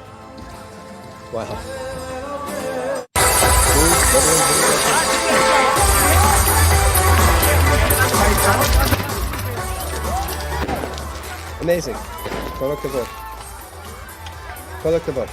Jews are Jake, hold on. Jake, hold on. Don't talk. They're against Jake, you got to wait for a second. You can't talk over the videos because people won't be able to hear you. Hold on one second.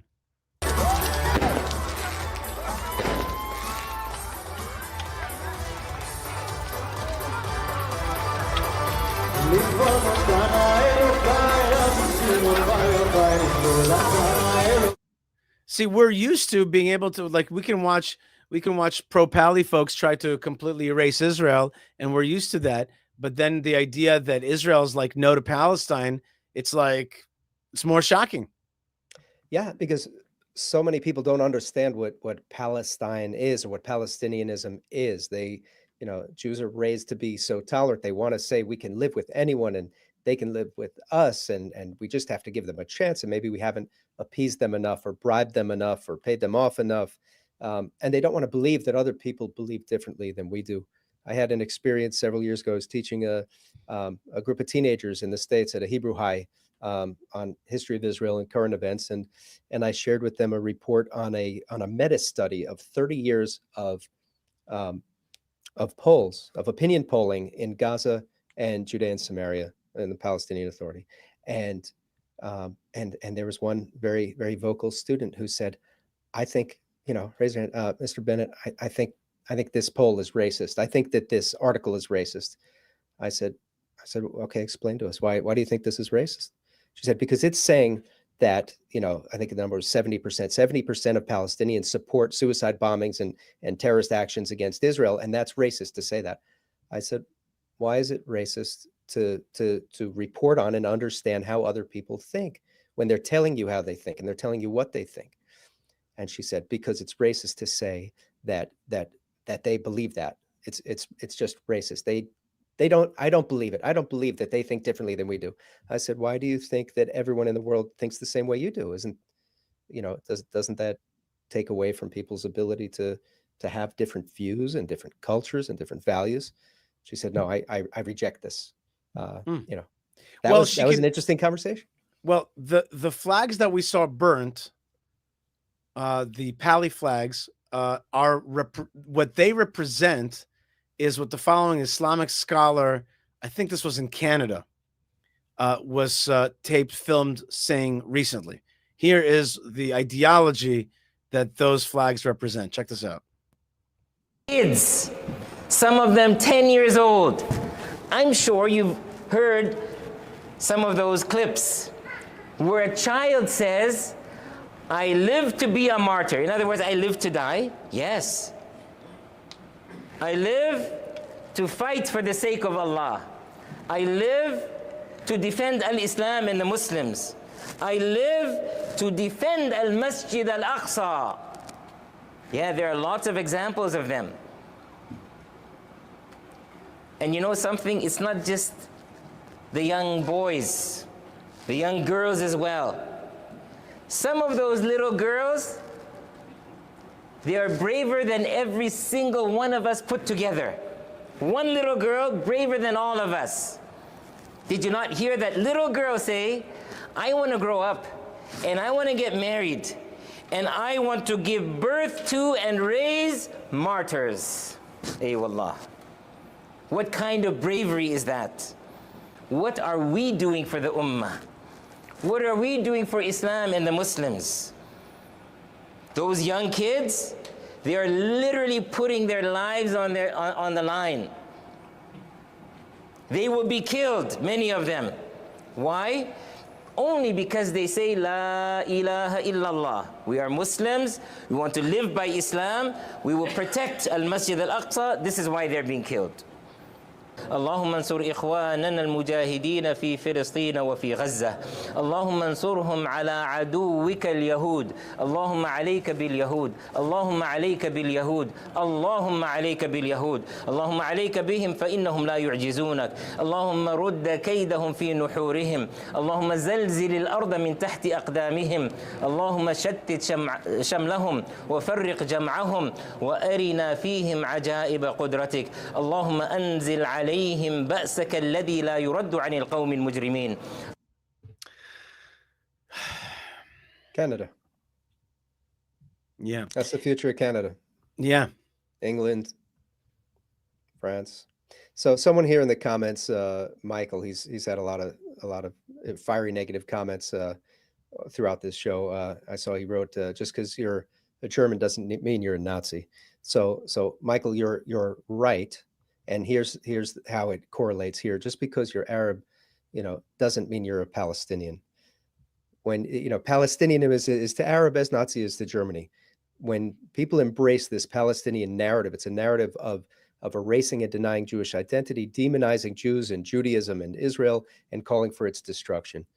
There are Arabs in Israel who don't embrace the hate, who don't embrace the Nazism and the jihadism. And they don't call themselves Palestinian. They call themselves Arabi. They call themselves Arab. In short, say it again, kind of, come on, Jake, tighten it up Say for it me. in short, that was too long. Yeah. Palestinianism is to Arab as Nazi is to German. You following that?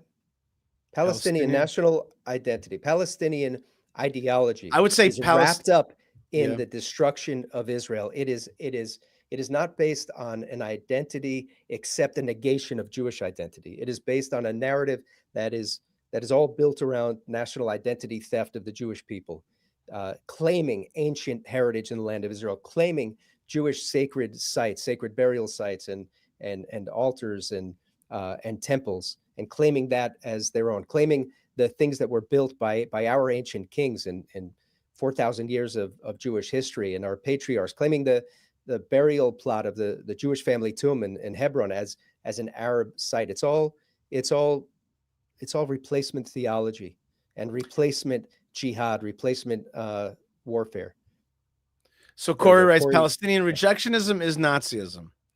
Okay, listen, why do we have to get confused? We just saw that video. The guy calling for the destruction of the Jewish people and takeover of Jerusalem, and he does it in the name of God, and he's calling for martyrdom because he's part of a death cult. We saw it. We know it. That's what the guy speaks in perfect Arabic and perfect English in Canada. We saw it. He saw it. Let's listen to just a few more voices to hear what smart people are saying, including Bill Mahler. Let's see what he has to say. Dilemma for Democrats. Their young people, their key constituency, not only don't like their own civilization, they like the wrong one. They actually think Hamas is a liberation movement. They chant for the Houthis. They're chanting, "We will honor our martyrs" at Yale. They're looking for love in all the wrong countries. At an AOC Bernie Sanders rally in Idaho last month, someone threw a Palestinian flag over an American flag, and the crowd erupted in approval. What should have happened after that is one of the adults on stage should have told their young, loyal followers, this is not a symbol of freedom. This is. If the thought leaders in the Democratic Party keep encouraging and not rebuking the idea that America is cringe and the people who run Gaza are great, the Democrats are doomed. Alyssa Slotkin's right. Liberals are weak and woke, especially the white ones, and they indulge all sorts of nonsense from their kids. So talk to your children and remind them, you don't really want to live like your heroes in Hamas. All the you do all day, it was all made in America. Your smartphone, your Grubhub, your freedom to bitch about America, that's all American stuff. You tell your phone you want a milkshake and a guy brings it to your house. Please, you couldn't survive a week living in Intifadaville.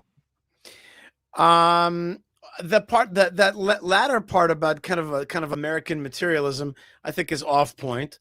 But I thought the previous part, which is your constituents are not only are they anti-American, but they're pro this civilization that wants destruction, submission, and your party is making that cool. You are lost. You are definitely lost. You are definitely allowing your kids. And again, look, let's put it all together, Jake. Okay, you got the Canadian imam preaching death, destruction to the Jews, martyrdom, submission, and the takeover of Jerusalem. You've got Qatar successfully infiltrating American campus. You got American campus successfully infiltrating the Democratic Party. And you have all these people. There's a quietness happening there. And there's hush money, just like you said before as well. There's a lot of hush money. But in the meantime, there's an erosion of society. There's an erosion of society. So I can understand that President Trump may have done what he thought was best for America, and he still loves Israel. But in the long run, there is an undermining of American civilization. In a sense, that's not my problem. I'm not supposed to be represented. Just like you said before, President Trump is like, you guys take care of yourself. So I'm saying back to America, take care of itself. On the other hand, I don't want to see jihadism become the dominant cool thing in this world. Far from it. It endangers the whole world. There was a way to stop that right after October 7th, and it's a little harder to do right now. But right after October 7th, an all-out destruction of Israel's enemies. And Israel didn't have enough bullets and shells and all that, but it did have enough to target, frankly, the royal family in Qatar. And if it had taken them out, you wouldn't have had the last 18 months of Al Jazeera brainwashing all the media and spreading their stuff throughout all the world, and all this fake media and all these fake reporters. And and also declaring war against UNRWA. And, would have been a powerful message saying, we know that every Hamas base, command and control center, armament depot, rocket launch site were in UNRWA buildings throughout Gaza. And Israel could have said, the first thing we're going to do is destroy all the Hamas targets, which happen to be all the UNRWA schools and mosques and hospitals and office buildings, and said, we really mean it when we say never again. We're not BSing ourselves and our kids when we say never again. We really mean it. And now all of those places are destroyed, and not giving a warning first so that Hamas can get its people out or get its arms out or get whatever out, but actually destroy them and actually destroy the royal family of Qatar. I'll probably get a phone call from the Pentagon next for saying this on public.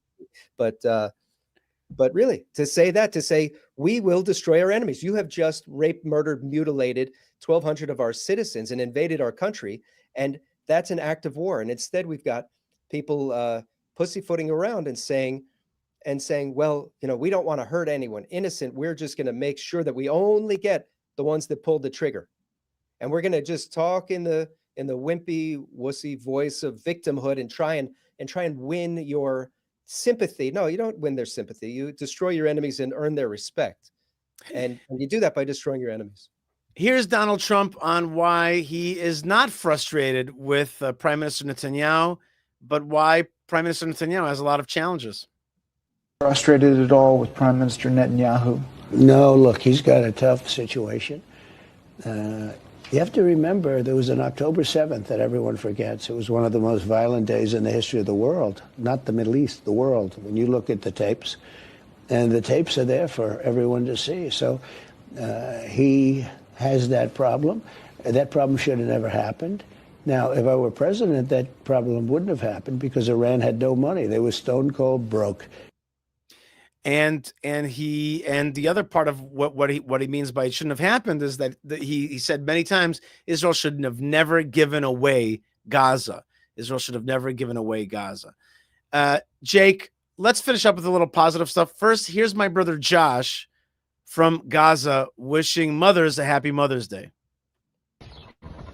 Hey everyone, to all the mothers and wives out there who are on the front lines at home while their husbands and sons are on the front lines here in Gaza. I want to wish you all a happy Mother's Day. Thank you for everything you do. Thank you for what you do for the Jewish people. God bless. Am Yisrael Chai. All right, that was my bro wishing happy Mother's Day from the Gaza Strip. That's pretty cool. And here's another cool thing that's happening as we speak right now. As we speak right now, there are hundreds of thousands of Jews in New York City gathering around the Israel Day Parade. And here's the Hebron Fund float.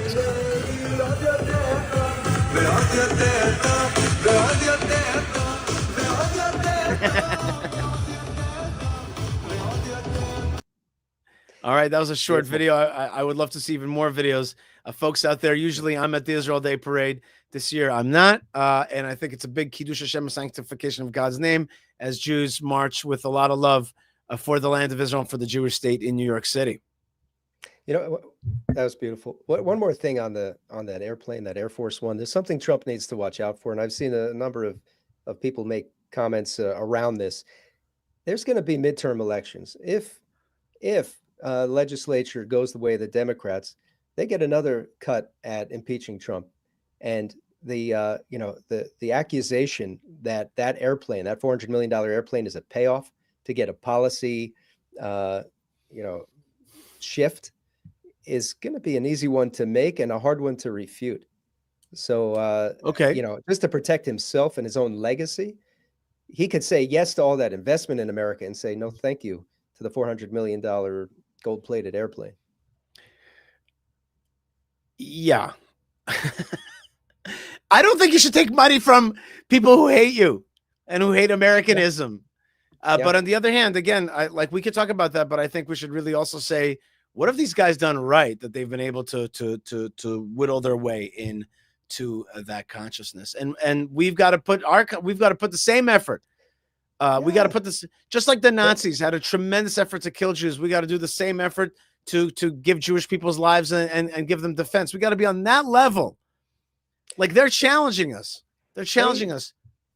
They try to win influence where and how they can. They even, a few years ago invited a number of leaders of major Jewish organizations for an all expense paid trip to Qatar. They're good like that, though. You see, you got to respect that. The one thing I respect about the way that they do things is they go big. They go big. And also what I like about them is that like there will be like this thing called the Tomb of the Patriarchs, the Matriarchs, which everybody knows was built by a Jewish king on top of Jewish tombs. That's Palestine. Yeah. And they go all the way, they go all the way. And I think that we got to be, we got to also take a lesson from that and go all the way, go big. We got to go big. They have challenged us, says go big. That's what Qatar is saying to us. They go big with the big lies, and the replacement theology. And, in Hebron, they call it the Ibrahimi Mosque. And so all of the Western media think that this building that was built by a Jewish king above the Jewish family tomb of the founding family of the Jewish people is some Islamic mosque, and Jews in kippahs and wearing a talit are going in, or somehow invader occupiers. Well, hey, they put minarets on top, so that even tells the story in the pictures. Until you decolonize and knock down those minarets and knock down that old Arab colonialist jagged piece that they put on top of King Herod's building, it sure looks in every picture like the Jews are taking over some mosque. Same thing with the Golden Dome on the Temple Mount. Well, another way that we've done that, one way to do it is to knock it down. But another way to do it that we have done is that we've added a flag of Israel and a menorah. And it's just very clear now. When I came there, it wasn't clear. Today, we're adding stuff that makes it clear that this is Israel, this is Judaism. We're back, we're strong, and that we will add our signature, our icons to it, our narrative to it, our brand to it, and that'll make a tremendous difference. Jake Bennett, I applaud that step. I just say it's a half measure. You're not there, because those minarets tell a story, and it looks like the Jews are throwing an Israeli flag over an Islamic mosque, when it's the opposite. The invaders put minarets on top of a Jewish tomb. By the way, we've had a lot of negative comments today, and what's so great is that my producer reminded me to tell everybody that all these negative comments serve to get our channel out further. So thank you, haters. We're going to ride right on you like a wave. You're like a wave of hate. We ride it into success and victory. And the thing that is, like, even when Israel is not performing at its optimal performance, you're never going to defeat us. That's just a historical fact. We're going to be here. You're not going to defeat us. You're not going to defeat us. I tell this to Muslims all the time, to Arab Muslims. I say to them, when we were in your lands, you defeated us. But you've never defeated us in our land. You never will. Because Allah wills it that the Jewish people come back home. He just wills it. And it's our time. And also with all of your here, like, for example, here's this guy writing.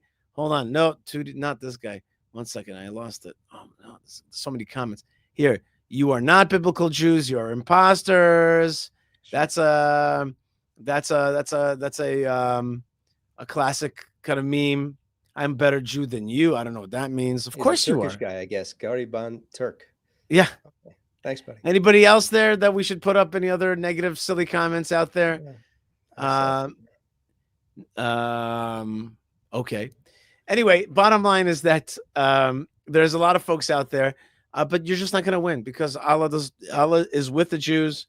He's always made us survive, and we're going to come back, and we're going to have a third temple in that place in Jerusalem. That's just going to happen.